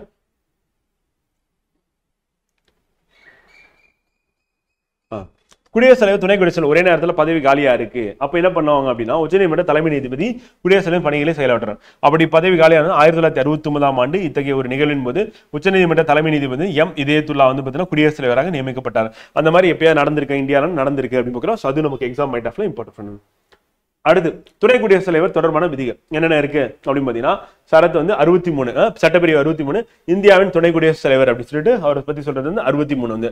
அடுத்து துணை குடியரசுத் தலைவர் மாநிலங்களின் அதிகாரப்பூர்வ தலைவராக இருத்தல் அப்படின்னு பாக்குறோம் 64. ஏன்னா சும்மா வச்சுக்க முடியாது, அவருக்கு வந்து என்ன பண்றாங்க, சேலரி கொடுத்து கொண்டு போயிட்டு மக்களவை மாநிலங்களவை தலைவராக உட்கார வச்சுறாங்க வந்து. ஸோ அது நமக்கு இம்பார்ட்டன்ட் பார்க்கலாம். அடுத்து 65 குடியரசு துணைத் தலைவர் வந்து குடியரசுத் தலைவராக செயல்படுவது. அப்ப துணைத் தலைவர் வந்து பாத்தீங்கன்னா துணை குடியரசுத் தலைவர் வந்து பாத்தீங்கன்னா என்ன பண்ணணும், குடியரசுத் தலைவராக செயல்படுறது எப்படின்னா 65 அப்படின்னு பார்க்கிறோம் வந்து. அதுக்கடுத்து இதெல்லாம் வேண்டியதில்லை, ஸ்ட்ரெயிட்டா நம்ம எது இம்பார்ட்டன்ட் ஆர்டிகல் அது மட்டும் சொல்லிடலாம்.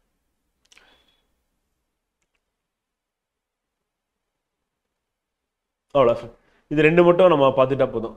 63, 64, 65 இந்த ஆர்டிகல் மட்டும் துணை குடியரசுத் தலைவர் தொடர்புடையது அப்படிங்கிறோம். பார்த்துட்டா போதும் வந்து. ஸோ நம்ம பாலிட்டி பொறுத்தவரையும் வந்து பார்த்தீங்கன்னா இந்த 2 டாபிக் அப்படின்றது 2 ஹெட்டிங் வந்து பார்த்தீங்கன்னா குடியரசுத் தலைவர் துணை குடியரசுத் தலைவர் நம்ம பார்த்து முடிச்சிட்டோம்.